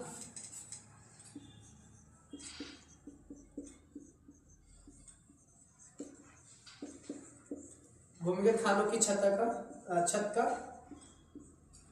का गिरना या ढहना, या हम लोग क्या करते हैं जो खनन करते हैं ना, खनन। दूसरा कारण क्या है, परमाणु विस्फोट या परमाणु परीक्षण जो करते हैं, परमाणु परीक्षण की वजह से भी भूकंप आ सकते हैं। उसकी तीव्रता कितनी है उस आधार पे भूकंप की संभावना बनी रहती है। तीसरा क्या है, बांधों का निर्माण। बांधों का निर्माण, जो बड़े बड़े बांध होते हैं उनके टूटने की वजह से भी, अगर वो टूटेंगे या उनके बांध बनने से क्या होता है, पानी बहुत ज्यादा इकट्ठा रहेगा उस क्षेत्र में, तो उसकी वजह से भी आ सकता है। चौथा है भूमिगत जलों के निष्कर्षण से। भूमिगत जल के निष्कर्षण से होता है। ठीक है, ये मानव जनित कारण है, कुछ प्राकृतिक कारण है, कुछ अन्य कारण भी है जैसे उल्का पिंड वगैरह है। ठीक है, उल्का पिंड भी अगर पृथ्वी से टकराएगा तो भी भूकंप की स्थिति बनेगी। इसके अन्य कारणों में ये इंपॉर्टेंट है। ठीक है, पेज पे लिखने में काम आएगा क्या क्या कारण है, या निबंध लिखने में भी इसको हम लिख सकते हैं ना, ऐसे आता है, वहां पे भी इसको यूज कर सकते हैं।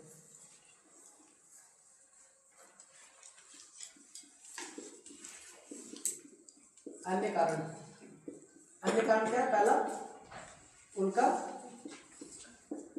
पिंड। उल्का पिंडों के पृथ्वी से टकराने की वजह से भी क्या आता है, भूकंप की क्रिया होती है, जिसको हम उल्कापात बोलते हैं। क्या बोलते हैं, उल्का पिंडों का गिरने या टकराने में, उल्का पिंडों के टकराने में,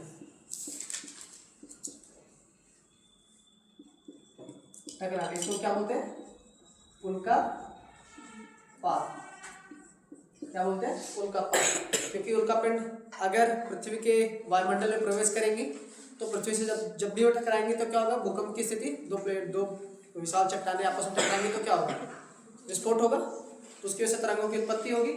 तो अन्य कारण में क्या है, उल्का पिंडों का उल्कापात, मतलब टकराने या उल्कापात होना। दूसरा क्या है, पृथ्वी का जो घूर्णन होता है क्या है, पृथ्वी का घूर्णन, जिसको हम क्या बोलते हैं, परिभ्रमण व परिक्रमण दोनों। घूर्णन का परिभ्रमण भी कहते हैं, घूर्णन को परिभ्रमण दैनिक गति भी कहा जाता है। तो पृथ्वी के घूर्णन और परिक्रमण के कारण भी ये कारण बनता है कि जिस हिसाब से पृथ्वी की जो गति रहेगी उस पर भी डिपेंड करता है कि भूकंप आएगा कि या कहाँ पे किन किन स्थानों पे भूकंप आ सकता है। ठीक है, अगला टॉपिक है भूकंप के प्रकार। क्या है, भूकंप के प्रकार।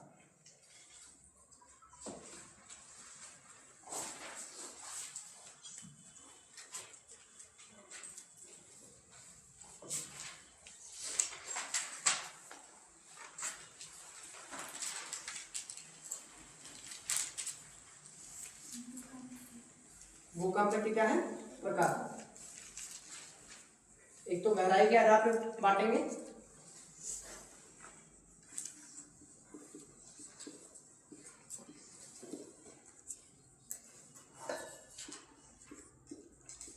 गहराई के आधार पे, किस आधार पे बांटा गया, गहराई के आधार पे। ठीक है, एक तो सबसे ऊपर मतलब उसको क्या बोलेंगे, छिछला वाला स्थान। ठीक है, उसको बोलते हैं छिछला उद्गम केंद्र के भूकंप, छिछले उद्गम केंद्र का भूकंप। सबसे ऊपर जो ऊपरी भाग होता है उसको क्या बोलेंगे, छिछले। तो छिछले उद्गम केंद्र का भाग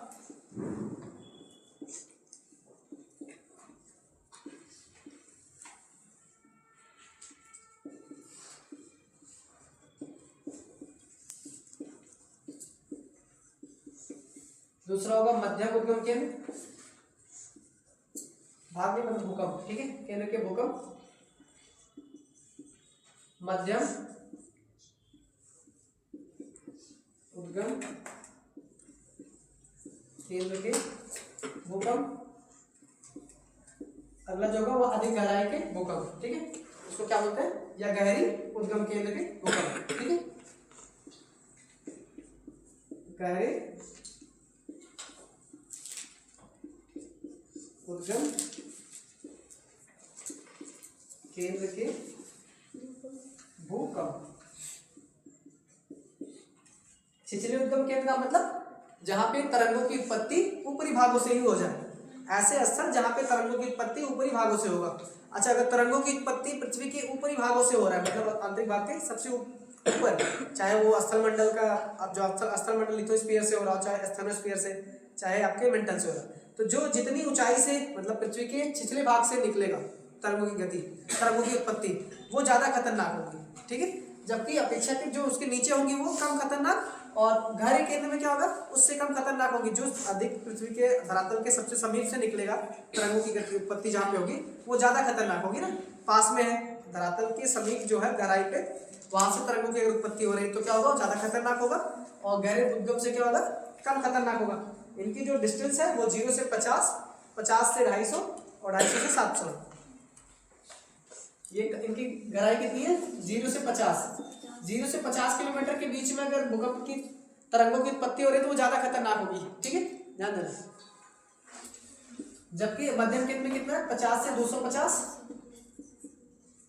और ये 50 से 700 किलोमीटर के रेंज पे है। ठीक है, यहां से भूकंपी तरंगों की उत्पत्ति होती है। 0 से 50, 50 से 250 और 250 से 700 के बीच में होता है। ठीक है, अपेक्षाकृत सबसे विनाशकारी कौन सा है इन तीनों में से, जो सबसे पास में होगा, धरातल के सबसे पास में यही होते हैं, तो सर्वाधिक विनाशकारी यही अपेक्षाकृत इन तीनों में।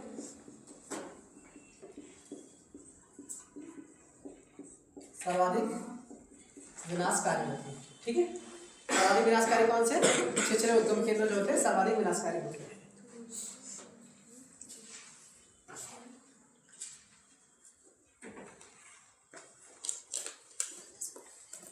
किंतु अगर तीव्रता गति की बात करेंगे हम, जैसे जो आपका मध्यम उद्गम केंद्र है, यहाँ पे जो तरंगों की गति होगी वो उतना नहीं होगा जितना कि यहाँ पर होगा। यहाँ पे तरंगों की गति ज्यादा होगी, गहराई में जा रहे हैं, तरंगों की गति तो बढ़ रही है लेकिन तीव्रता क्या हो रही है, अपोजिट में बताया था ना दोनों, ये दोनों एक दूसरे के अपोजिट होते हैं, गति और तीव्रता।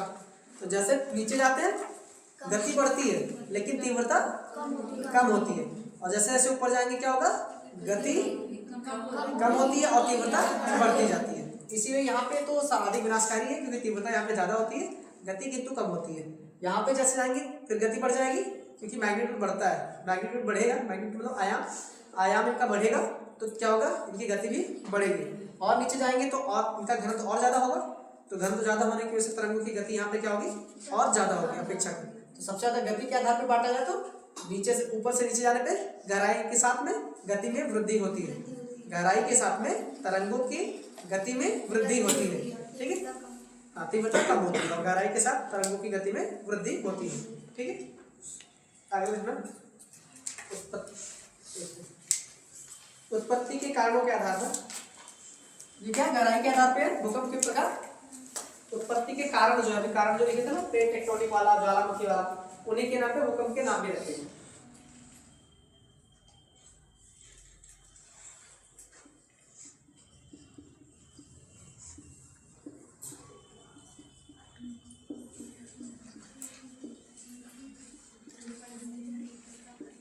उत्पत्ति के कारणों के आधार पे जो है, एक तो होता है आपका सामान्य भूकंप। क्या होता है, पहला क्या है, सामान्य भूकंप। सामान्य भूकंप को क्या बोलते हैं, इनको हम बोलते हैं विवर्तनिकी भूकंप बोलते हैं। क्या बोलते हैं, विवर्तनिकी भूकंप। दूसरा है ज्वालामुखी भूकंप।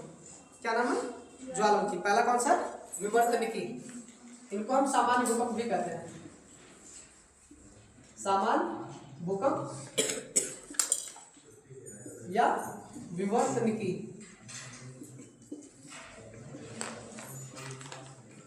विवर्तनिकी भूकंप। दूसरा कौन सा, ज्वालामुखी भूकंप।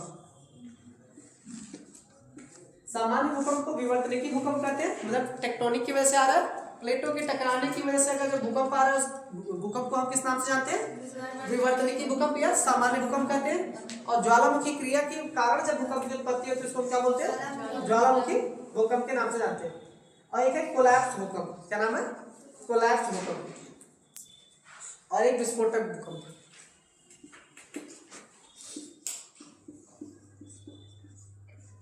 कोलैप्स भूकंप और चौथा जो है विस्फोटक भूकंप, ठीक है। कोलैप्स भूकंप क्या है, जो भूमिगत खानें होती हैं या जो भी खनन जहां पे हम करते हैं उसके कारण उत्पन्न होती है, जिसके कारण भूमिगत खानों के कारण उत्पन्न होती है। जो भूमिगत खानें होती हैं उनके छतों के गिरने की वजह से जो भूकंप की उत्पत्ति होती है उसको क्या बोलते हैं, कोलैप्स। कोलैप्स बोलते हैं ना, कोलैप्स हो गया, छतों का गिरना या कोई चीज ढहना को क्या बोलते हैं, कोलैप्स बोलते हैं, ठीक है। इसीलिए इनका नाम क्या पड़ा, कोलैप्स भूकंप। और अगला जो है विस्फोटक भूकंप। जैसे परमाणु परीक्षण जब करते हैं तो क्या होता है, परमाणु परीक्षण के कारण उत्पन्न जो भूकंप होती है उसको क्या बोलते हैं, विस्फोटक भूकंप के नाम से जानते हैं। उत्पत्ति के कारणों में, जैसे उत्पत्ति के जो कारण होते हैं यही लिखे थे। प्राकृतिक में क्या लिखे थे, एक तो आपका विवर्तनिकी था, प्राकृतिक कारणों में लिखे थे ना भाई। प्राकृतिक में आपका विवर्तनिकी प्लेट टेक्टोनिक जिसको लिखा था, दूसरा क्या था, ज्वालामुखी था, और तीसरे में क्या था आपका, गैसों का फैलाव, मानवीय कारण है। जो आपको भूमिगत खान या खनन जो हम करते हैं वो क्या है, मानवीय कारण, जो गैसों का फैलाव है, और भ्रंश। प्राकृतिक कारण कितने हैं, एक तो भ्रंश के कारण होता है, दूसरा गैसों के फैलाव, ज्वालामुखी, और विवर्तनिकी या प्लेट टेक्टोनिक के कारण जो भूकंप की उत्पत्ति होती है वो सब क्या थे, प्राकृतिक कारण। मानव जनित कारणों में से क्या क्या था, एक तो भूमिगत खनन जो भी हम करते हैं, परमाणु परीक्षण हो गया, बांधों का निर्माण, भूमिगत जल से हम निकालते हैं जो निष्कर्षण करते हैं उसकी वजह से भी होता है, ठीक है। ये उत्पत्ति के आधार पे थे। सामान्य भूकंप या विवर्तनिकी दे दिया गया, ज्वालामुखी भूकंप हो गया, इसके बाद कोलैप्स भूकंप और विस्फोटक भूकंप। एक है कृत्रिम भूकंप, ठीक है। कोलैप्स क्या होता है, भूमिगत खनन, ये खनन की वजह से होता है। खनन के टाइम जो छतें होती है उनके ढहने या गिरने की वजह से जो भूकंप आता है उसको क्या बोलते हैं, कोलैप्स भूकंप कहते हैं, ठीक है। विस्फोटक परमाणु परीक्षण के टाइम होता है। ज्वालामुखी तो ज्वालामुखी से ही है, और विवर्तनिकी भी विवर्तनिकी से, टेक प्लेटों के आपस में टकराने की वजह से। पांचवा जो है कृत्रिम भूकंप।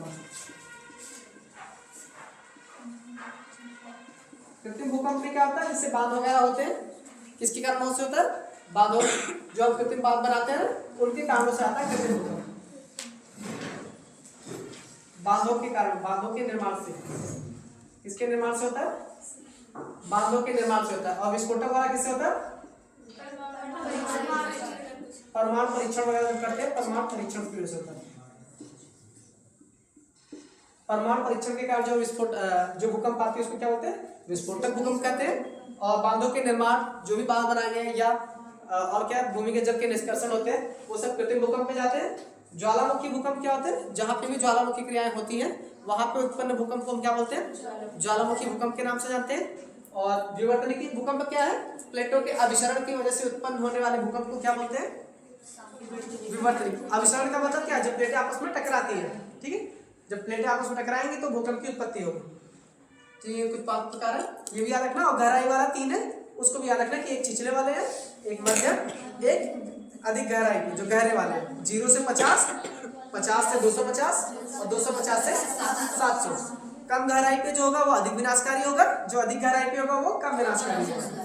क्योंकि गहराई के साथ में गति में तो वृद्धि होती है किंतु तीव्रता में कमी होती है, ठीक है। भूकंपों की गति, जो भूकंपी तरंगें होती है, गहराई के साथ में गति में वृद्धि होने के साथ, क्योंकि घनत्व में वृद्धि होती है इसीलिए गति में वृद्धि होती है, और तीव्रता उसके अपोजिट होता है, तीव्रता में क्या होती है, कमी होती है। अगला है भूकंपी तीव्रता को प्रभावित करने वाले कारक।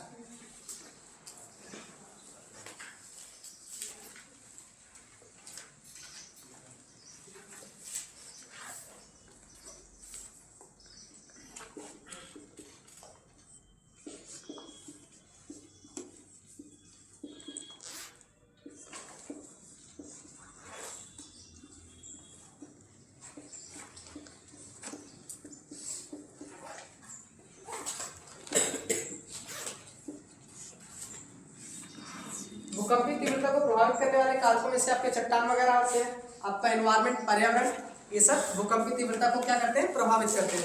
चट्टानों की जो स्थिति है क्या हर जगह एक समान है, नहीं है, क्योंकि हो सकता है कहीं पे चट्टानें कुछ कोमल है और कुछ कठोर है, कहीं पे दृढ़ अवस्था में है, कहीं पे कोमल अवस्था में है। कोमल मतलब उससे कम अपेक्षाकृत, तो जहाँ पे अधिक दृढ़ होगा वहाँ पे तरंगों की गति क्या होगी, ज्यादा होगी, और जहाँ पे कोमल अवस्था में होगी वहाँ पे तरंगों की गति क्या होती है, कम होती है। क्योंकि उससे कम है तो उनकी तरंगों की गति भी उसी अपेक्षाकृत क्या होती है, कम हो जाती है, ठीक है।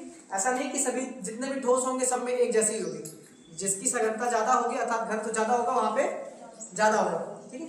एक तो चट्टानी संरचना है, क्या है चट्टानी संरचना, पहला कारण क्या है, चट्टानों की संरचना, मतलब चट्टानी संरचना, क्योंकि पृथ्वी के प्रत्येक स्थल खंड में जो चट्टानी संरचना है वो अलग है, ऊपरी वाले भाग में चट्टानों की संरचना अलग है, ठीक है। इसी की वजह से ये भूकंपी तीव्रता को प्रभावित करते हैं, ठीक है।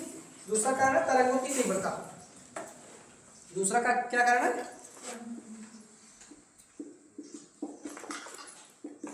तरंगों की तीव्रता। तरंगों की तीव्रता अभी बताया कि पी तरंगों की गति क्या होती है, सबसे ज्यादा, एस तरंगों की उससे कम, और एल तरंगों की गति उससे कम होती है। इस आधार पर भूकंपी तीव्रता का मतलब परिवर्तन दिखाई देता है। ये प्रभावित करते हैं कि नहीं भूकंपी तीव्रता, भूकंपी तीव्रता को प्रभावित करती है तरंगों की तीव्रता, ठीक है। अगला कारण भूकंप मूल की गहराई।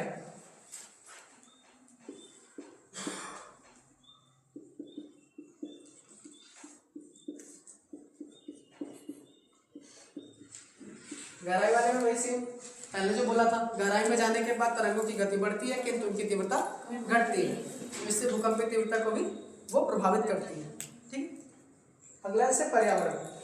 अगला क्या कारण है, पर्यावरण। जहां भी आप पेड़ पौधों का अधिक दोहन मतलब कटाई कर देते हो, वृक्षारोपण क्या बोलते हैं उसको, दोहन करते हैं, और जैसे चट्टान वगैरह का खनन वगैरह ज्यादा होता है, वहां पे क्या होता है, भूकंप की संभावना ज्यादा रहती है। तो पर्यावरण कारण उसको लिखते हैं जहाँ पे भी पेड़ पौधे की मात्रा कम होती है, कटाई ज्यादा कर देते हैं या बांधों का निर्माण कर देते हैं, जो भी प्रकृति से हम कुछ भी छेड़खानी कोई भी चीज कर रहे हैं, वो सभी कारणों क्या होते हैं, भूकंप की तीव्रता को प्रभावित करती है। इसमें पर्यावरण में आता है। अगला भूकंप प्रभावित क्षेत्र या पेटी।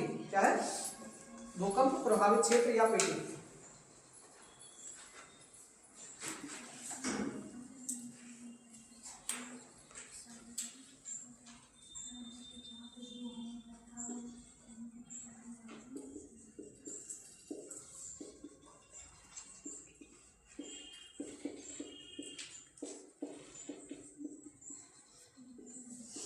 भूकंप क्षेत्र, प्रभावित क्षेत्र या पेटी, ये ज्यादा से ज्यादा कहाँ दिखाई देंगे?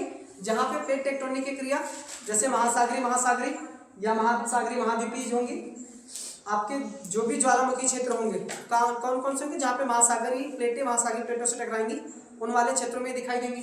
तो पहला इसमें लिखना परिप्रशांत महासागरी पेटी है। कौन सा पेटी है? परिप्रशांत महासागरी पेटी।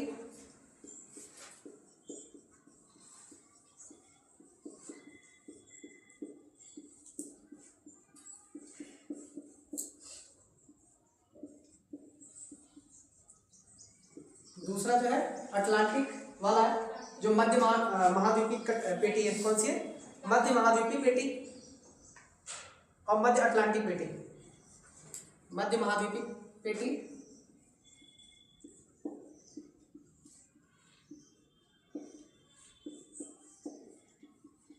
और मध्य अटलांटिक पेटी।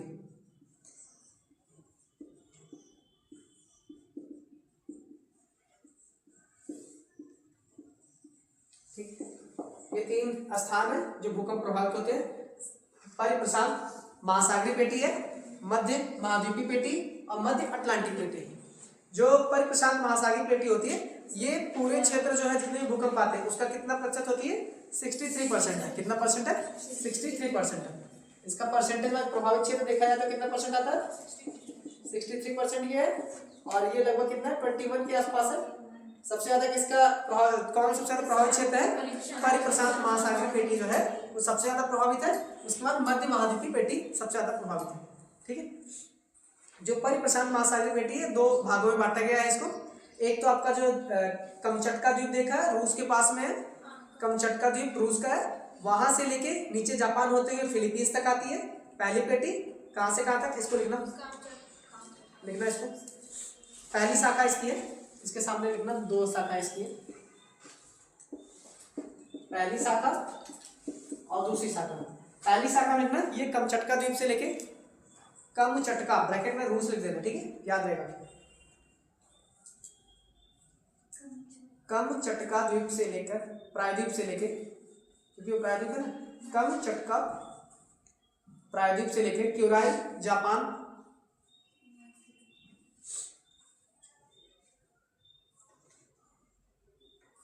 क्यूराई जापान, फिलीपींस,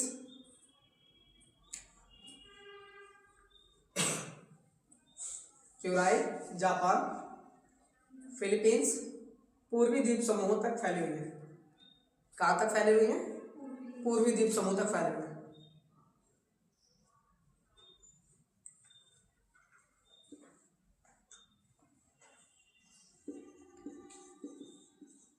कमचटका जापान,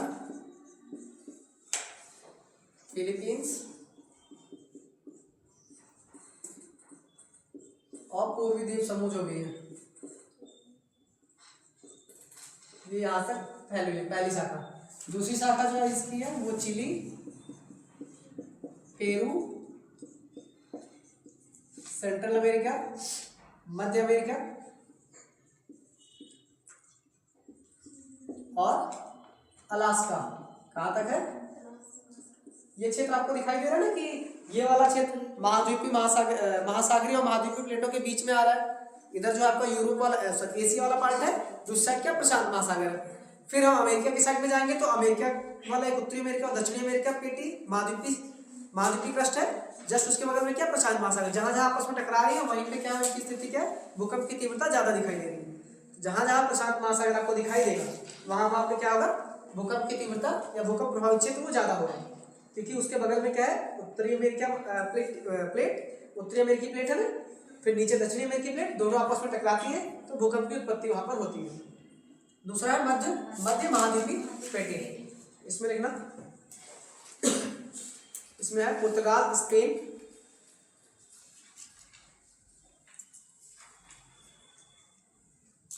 इसमें है पुर्तगाल,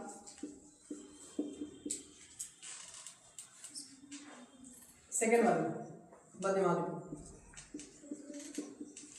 पुर्तगाल, स्पेन, इटली, तुर्की, ईरान, इत्यादि। ठीक है, इसमें बहुत सारे हैं।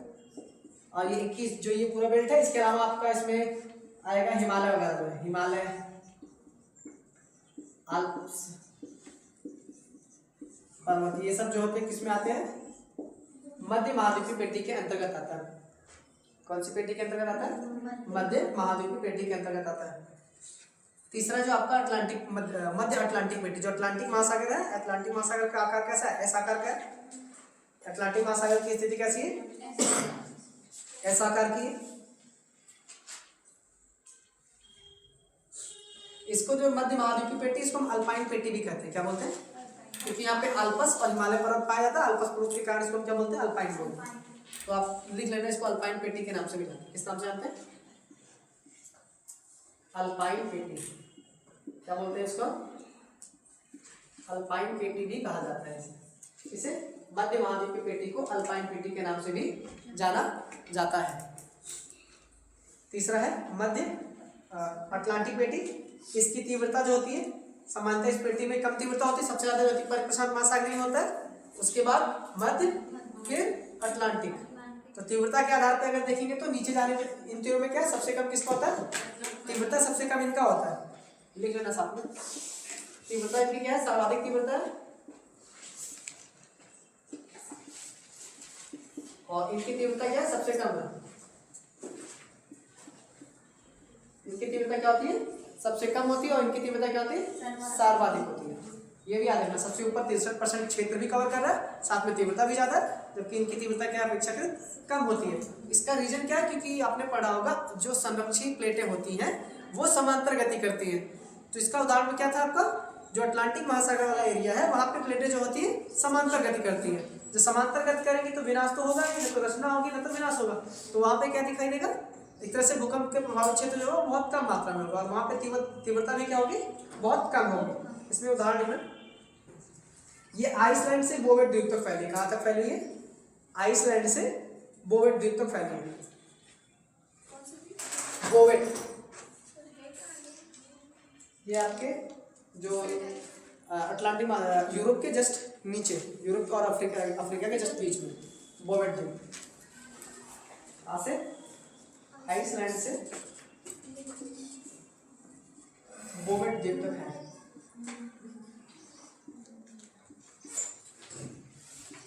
आइसलैंड से लेके बोवेट द्वीप तक फैला हुआ है।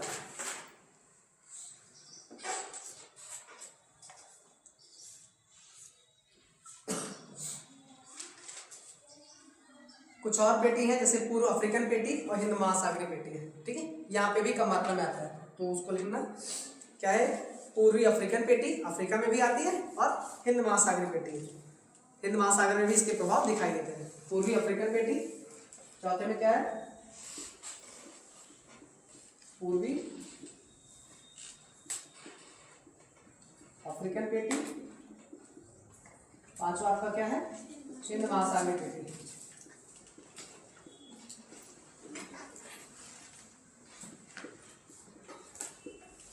हिंद महासागरीय पेटी, ठीक है। अब क्या, भूकंप से लाभ और हानि, ठीक है, नुकसान क्या होता है, फायदा क्या होता है। क्या भूकंप से कोई फायदा होता है, नहीं, क्यों नहीं होता।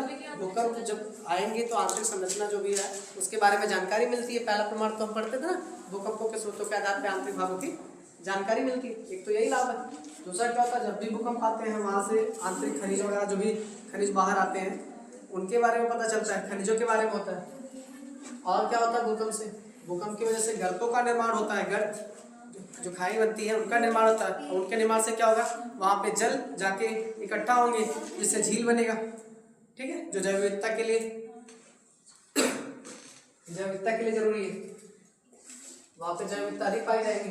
तो लिखना भूकंपों के प्रभाव, भूकंप के प्रभाव।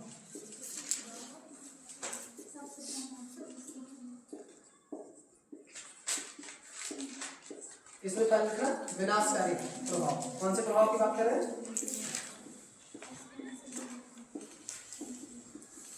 विनाशकारी प्रभाव। विनाशकारी प्रभाव क्या क्या होंगे, इनकी वजह से क्या होगा,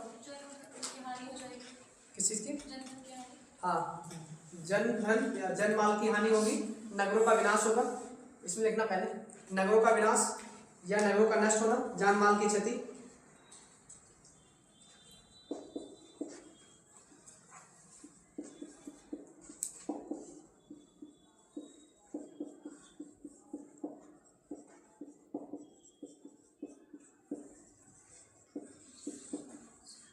दूसरा क्या होगा, जो आधारभूत संरचनाएं हैं वो नष्ट होंगी,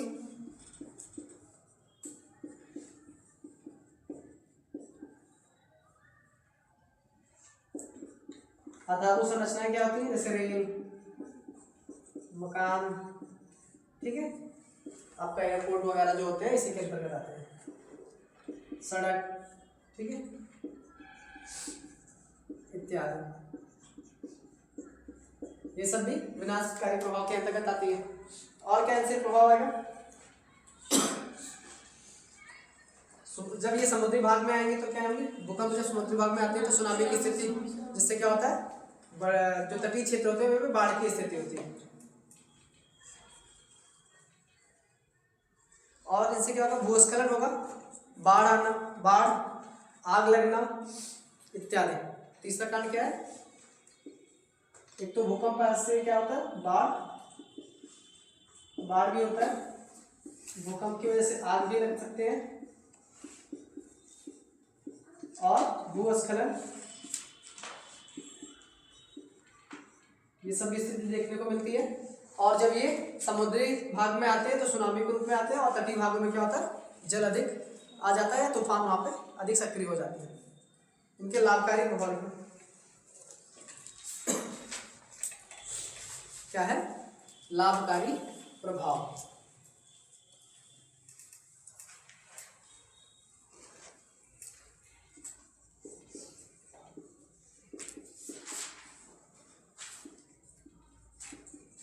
एक तो लाभकारी प्रभाव क्या है, पहला पृथ्वी की आंतरिक संरचना का एक स्रोत है,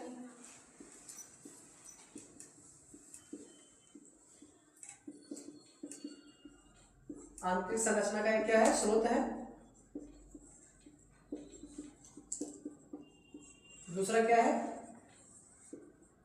गर्तों का निर्माण होता है, यहाँ पे भूकंपों के आने से क्या होगा, गर्तों का निर्माण, इसकी वजह से क्या होगा, पानी इकट्ठा होगा तो क्या बनेगा, झील।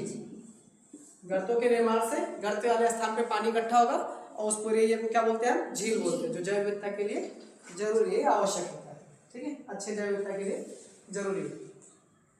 और इसका क्या लाभ है, प्राकृतिक बंदरगाहों के लिए लाभ भी होता है, जो भी खाड़ियाँ वगैरह आती है, खाड़ियाँ जो होती है ना, खाड़ी, तो किसके लिए, प्राकृतिक बंदरगाहों के लिए भी है।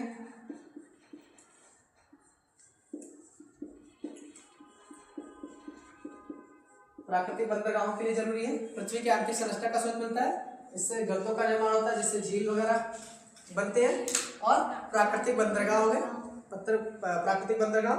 और भूकंप, ज्वालामुखी भूकंप से धरातली क्रस्ट का निर्माण होता है, जो ज्वालामुखी भूकंप आता है उससे क्या होता है, धरातल वाले क्रस्ट का उनका निर्माण होता है।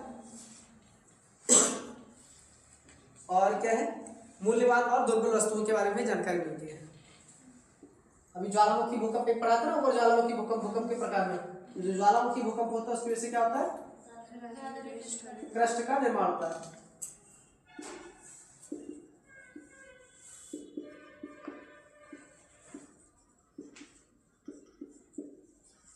क्रस्ट का निर्माण होता है,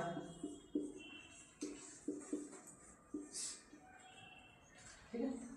और अगला, इससे जो भी दुर्लभ वस्तुएं हैं, दुर्लभ धातुएं,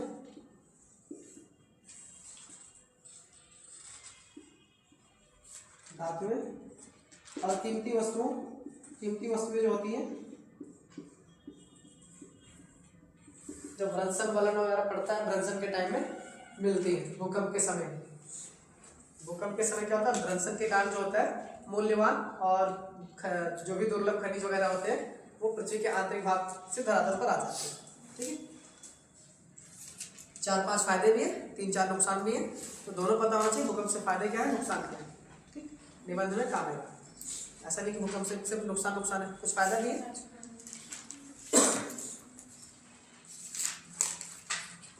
क्या है, भूकंपीय तीव्रता को मापन, जो भूकंपीय तीव्रता होती है उनका मापन कैसे करते हैं।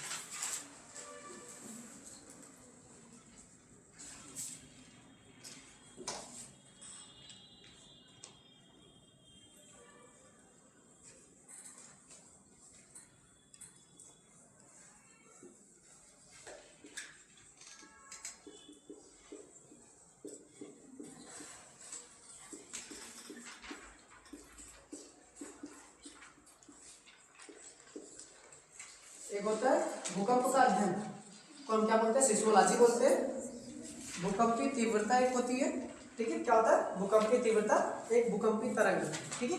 जब भूकंपीय तरंगों के बारे में हमें मापन करना है तो उसको क्या बोलते हैं, सिस्मोग्राफ बोलते हैं। क्या बोलते हैं, सिस्मोग्राफ बोलते हैं।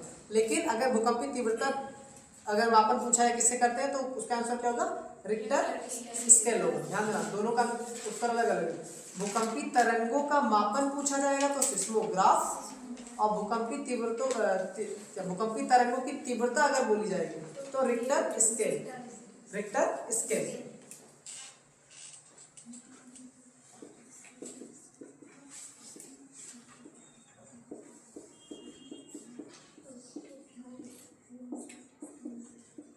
एक है भूकंपीय तरंगों का मापन, दूसरा है भूकंपीय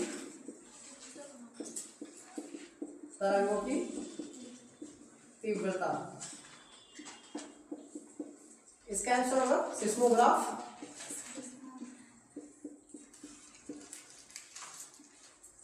जैसे हम भूकंप लेखी बोलते हैं, ठीक है। भूकंप लेखी तो नहीं पूछेगा एग्जाम में, सिस्मोग्राफी आएगा।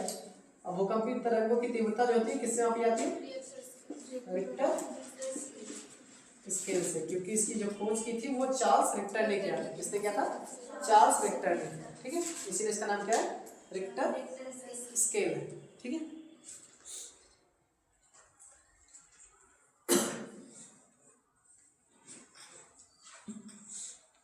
चार्ल्स रिक्टर द्वारा इसकी खोज की गई थी, ठीक है। जो रिक्टर स्केल होता है वो 0 से लेकर 10 तक पैमाना होता है। एक 0 से 1 जाने में, 0 से हम 1 जाते हैं तो उसकी तीव्रता में कितना गुने की वृद्धि होती है, 10 गुने की वृद्धि होती है। कितने गुने की वृद्धि होती है, 10। जबकि उसकी ऊर्जा उत्पन्न के आधार पर देखा है तो 32 गुने की वृद्धि होती है। कितना अधिक ऊर्जा उत्पन्न होता है, पिछले 0 से 1 जा रहा है तो 32 गुना अधिक ऊर्जा की उत्पत्ति होती है। जबकि तीव्रता में कितनी वृद्धि होती है, 10 गुना की वृद्धि होती है, ठीक है। जो आपका रिक्टर स्केल होता है ये क्लोज्ड नहीं है, ओपन है। कैसा है, ओपन। मतलब अगर भविष्य में अगर ऊर्जा की मात्रा बढ़ी, ऊर्जा या तीव्रता बढ़ी तो हम इसको और आगे बढ़ा सकते हैं। अगला जो पढ़ेंगे विषय में मार्केली स्केल का भी पढ़ेंगे। किसका पढ़ेंगे, मार्केली स्केल। जबकि वो क्या है, वो क्लोज्ड है, हम उसको नहीं बढ़ा सकते हैं। वो 1 से लेके 12 तक है, ठीक है। इसको लिख लो, रिक्टर स्केल। इसकी खोज किसने की थी, रिक्टर स्केल की, लिखे ना, चार्ल्स रिक्टर। किसने किया था, चार्ल्स रिक्टर द्वारा इसकी खोज की गई थी, ठीक। किसने किया था, चार्ल्स रिक्टर। ये दोनों ध्यान देना, तरंगों का अगर मापन कर रहे हैं तो सिस्मोग्राफ, तरंगों की तीव्रता का अगर मापन कर रहे हैं तो रिक्टर स्केल, या भी मार्केली स्केल भी बोलेंगे, वो भी ध्यान देना, दोनों से कुछ भी आ सकता है। तीव्रता जब भी बढ़ आएगा तो ये रिक्टर स्केल जाएगा। रिक्टर स्केल क्या मापता है, तरंगों को मापता है, उसकी तीव्रता को मापता है। लेकिन तरंगों को मापना है तो सिस्मोग्राफ, और भूकंप की अध्ययन को क्या होता है, सिस्मोग्राफी। तो 3 वर्ड मिला है, सिस्मोग्राफी, सिस्मोग्राफ और रिक्टर स्केल, ठीक है, याद रखना। अगला रिक्टर स्केल और मार्केली स्केल में डिफरेंस रखना है।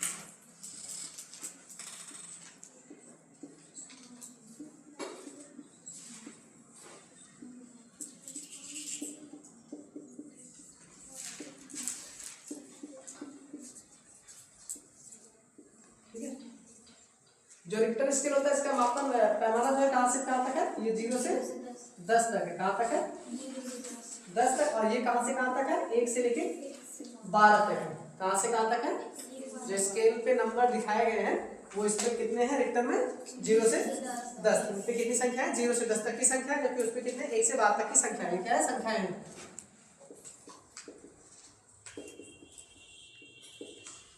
ठीक है। और जो रिक्टर स्केल होता है वो कैसा है, ओपन है। कैसा है, ओपन एंडेड स्केल है। कैसा है, open ended scale.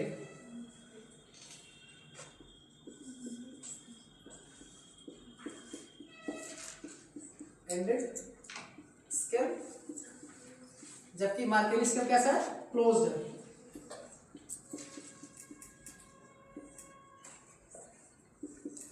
Closed ended scale या क्लोज्ड स्केल बोल सकते हैं, इसको क्लोज्ड स्केल ही बोलो।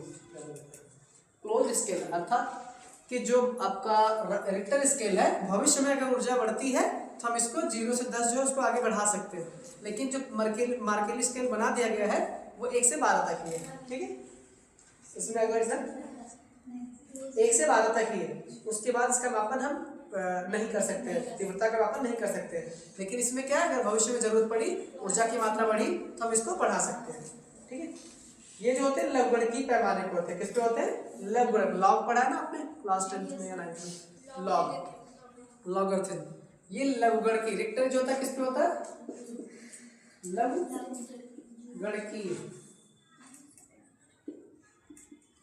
ये लवगणकीय पैमाने पे इसको मेजर किया जाता है, जबकि इसका क्या होता है, सामान्य स्केल होता है। ये कैसा स्केल है, सामान्य रूप से 0 1 2 3 में हम इसकी काउंटिंग करते हैं। लवगणकीय पैमाने के आधार पर क्या होता है, इसको हम पहले तो किसमें मेजर करते हैं, लॉग में, और पिछली संख्या, आगे वाली संख्या पिछली संख्या के तीव्रता के आधार पर कितनी गुनी होती है, 10 गुना। इसको लिखना, आगे वाली संख्या पिछली संख्या की तीव्रता के आधार पर 10 गुनी,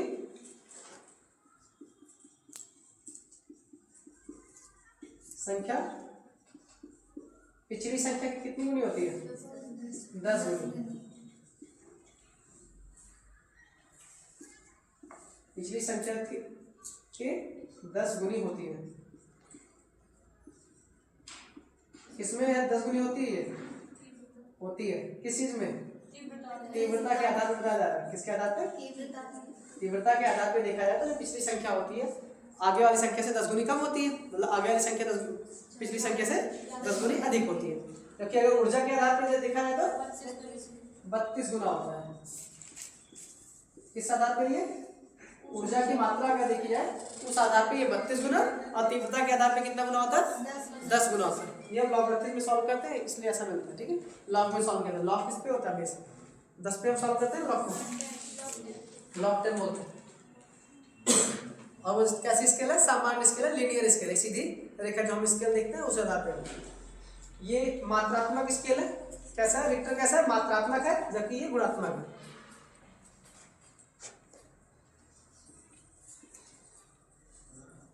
ये कैसा स्केल है, मात्रात्मक स्केल, क्वांटिटी। ठीक है, और जबकि मार्केली होता है क्वालिटी के आधार पर, गुणात्मक स्केल। ये गुणात्मक है और ये मात्रात्मक है। थोड़ा इसको देख लेना, इंपॉर्टेंट है। सबसे जरूरी तो यही है कि रिक्टर स्केल की स्टार्टिंग कहाँ से कहाँ तक है, मार्केली स्केल की स्टार्टिंग कहाँ से कहाँ तक है। ठीक है,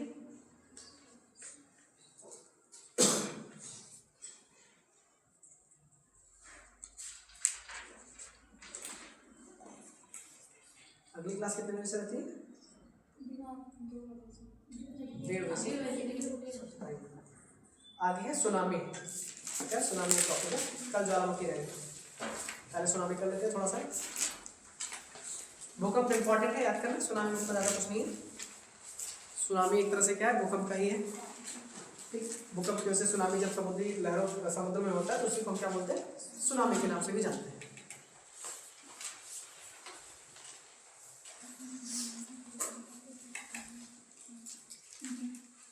सुनामी क्या है, सुनामी एक जापानी वर्ड है।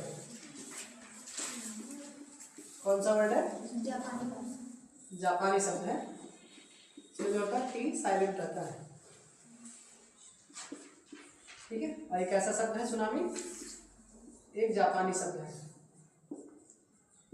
इसका अर्थ क्या होता है, समुद्री लहरों से है। ठीक है, सुनामी शब्द कैसा शब्द है, जापानी शब्द है। ठीक है, इसका अर्थ क्या है, मतलब समुद्री था बंदरगाही लहरें। बंदरगाह जो होते हैं पोर्ट वाले, उनको क्या होता है, बंदरगाही लहरें कहते हैं। जापानी शब्द में इसका अर्थ क्या है, बंदरगाही लहरें। इसका अर्थ क्या है, बंदरगाही लहरें, और ये जापानी शब्द होता है। इसमें आप लिखना उच्च ऊर्जा वाली दीर्घ, उच्च ऊर्जा वाली दीर्घ, दीर्घ दीर्घ महासागरीय तरंगे, उच्च ऊर्जा वाली दीर्घ महासागरीय तरंगे, दीर्घ उच्च ऊर्जा वाली दीर्घ महासागरीय तरंगे होती हैं। सुनामी क्या है? उच्च ऊर्जा वाली दीर्घ महासागरीय तरंगे होती हैं। इनकी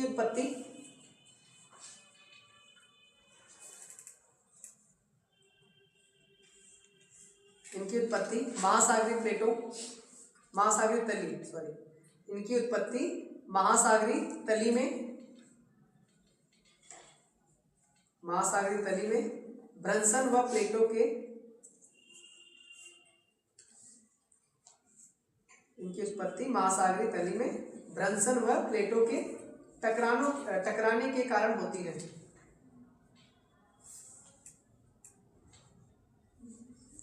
ब्रंसन व प्लेटों के टकराने के कारण होती है। ठीक है, ये कैसी होती है? दीर्घ महासागरीय तरंगे हैं, दीर्घ महासागरीय तरंगे हैं, और कैसी तरंगे हैं? उच्च ऊर्जा वाले। इनके पास ऊर्जा क्या है? उच्च ऊर्जा वाली तरंगे हैं ये, और इनमें इनका निर्माण कैसे होता है? जो महासागरीय तली होती है वहां पे क्या होता है? ब्रंशन।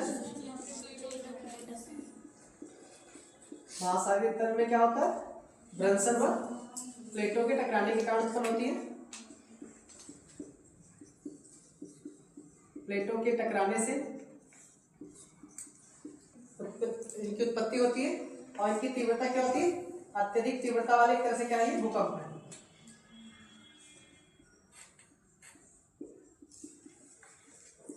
तीव्रता वाले भूकंप, ठीक है, अत्यधिक तीव्रता वाले भूकंप जो महासागरीय तल में होते हैं, इनके कारण से होते हैं, ब्रंसन और प्लेटों के टकराने के कारण होते हैं। इन्हीं को क्या बोलते हैं? सुनामी कहा जाता है। सुनामी जो होते हैं दीर्घ महासागरीय तरंगे हैं जिनकी ऊर्जा उच्च होती है। ठीक है, और इनकी तीव्रता लगभग कितनी है? रिक्टर स्केल पे 7। ठीक, कितना होती है? 7 से अधिक होती है। 7 से अधिक कितना होती है? 7 या 7 से अधिक। एवरेज में इतना लिया जाता है। 7 से अधिक जो तीव्रता होगी उनको हम क्या बोलेंगे? सुनामी कहेंगे। ठीक है,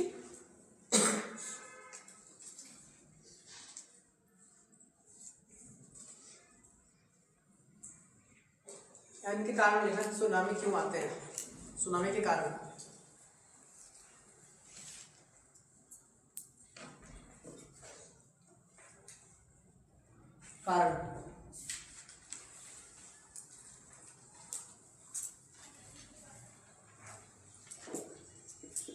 सुनामी के कारणों में क्या है? एक तो महासागरीय जो भूस्खलन होगा,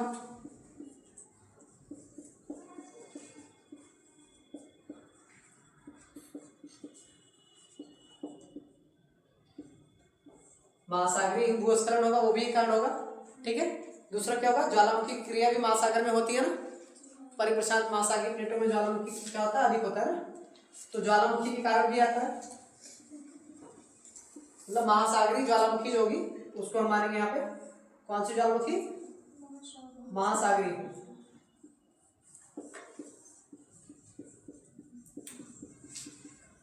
महासागरीय ज्वालामुखी, इनके कारण भी आएगा। और कोई कारण? पहला क्या है? महासागरीय भूस्खलन, जैसे सामान्य धरातल पे भूस्खलन होता है। दूसरा क्या है? ज्वालामुखी क्रिया की वजह से होता है। और एक और है हिमस्खलन के कारण भी होता है। जब हिमस्खलन ज्यादा होगा तो पानी की मात्रा ज्यादा आएगी ना समुद्र में, उसके कारण भी हो सकता है। हिमस्खलन के कारण भी होता है। किसके कारण होता है? हिमस्खलन भी होता है।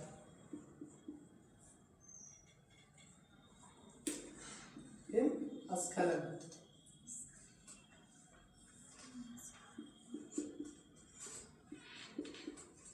हिमस्खलन के कारण भी सुनामी या सुनामी की उत्पत्ति होती है। ये सब कारण।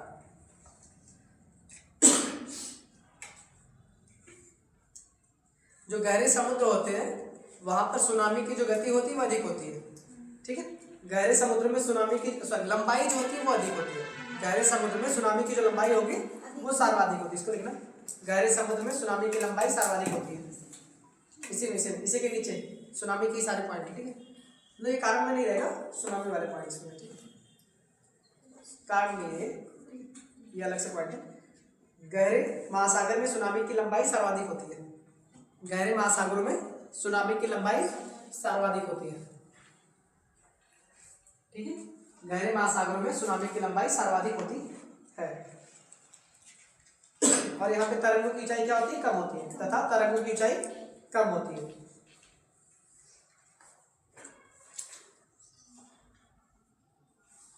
और तरंगों की ऊंचाई भी क्या होती है? कमी होती है।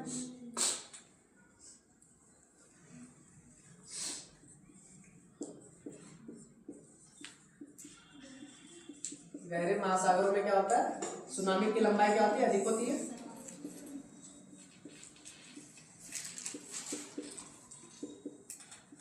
लंबाई जो होती है सर्वाधिक, लेकिन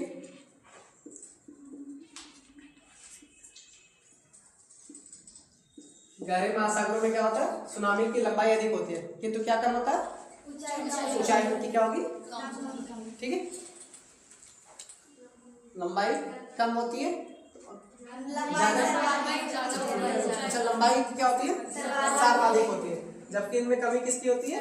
तरंगों की ऊंचाई जो होती है उसकी कमी होती है। तरंग मतलब तरंगों की तीव्रता, ठीक है।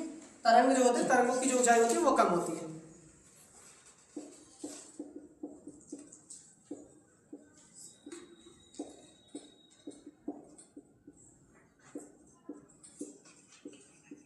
कमी, तरंगों की ऊंचाई में कमी होती है। जैसे जैसे ये क्या होंगे? तट के पास आएंगे तो फिर सुनामी की लंबाई कैसी होगी?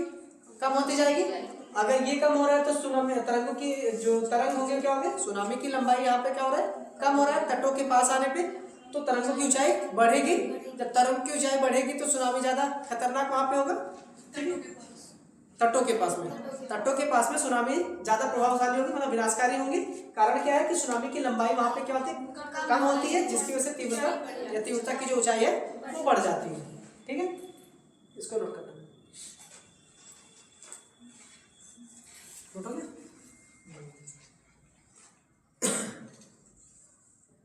भूकंप की जो तीव्रता होती है, मतलब सुनामी जो होती है, उसकी तीव्रता मापने के लिए हम क्या यूज करते हैं? सुनामी मीटर यूज करते हैं। क्या? Tsunami metre. इसको हम, इसका जो तीव्रता होती है उसका मापन किससे होता है? सुनामी मीटर से होता है।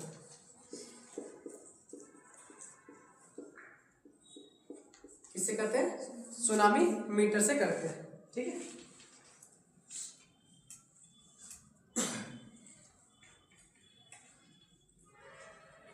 सुनामी की सर्वाधिक उत्पत्ति कहाँ देखने को मिलेगी? कौन से महासागर में? हाँ, जो परिप्रशांत महासागरीय प्लेट है वहां पे, मतलब प्रशांत महासागर में सुनामी सबसे अधिक दिखाई देती है। कहाँ पे सबसे ज्यादा दिखाई देती है? प्रशांत महासागर में। सुनामी सबसे ज्यादा कहाँ पे होती है? प्रशांत महासागर में होती है। ये सर्वाधिक जो है कहाँ पे है? Pacific ocean,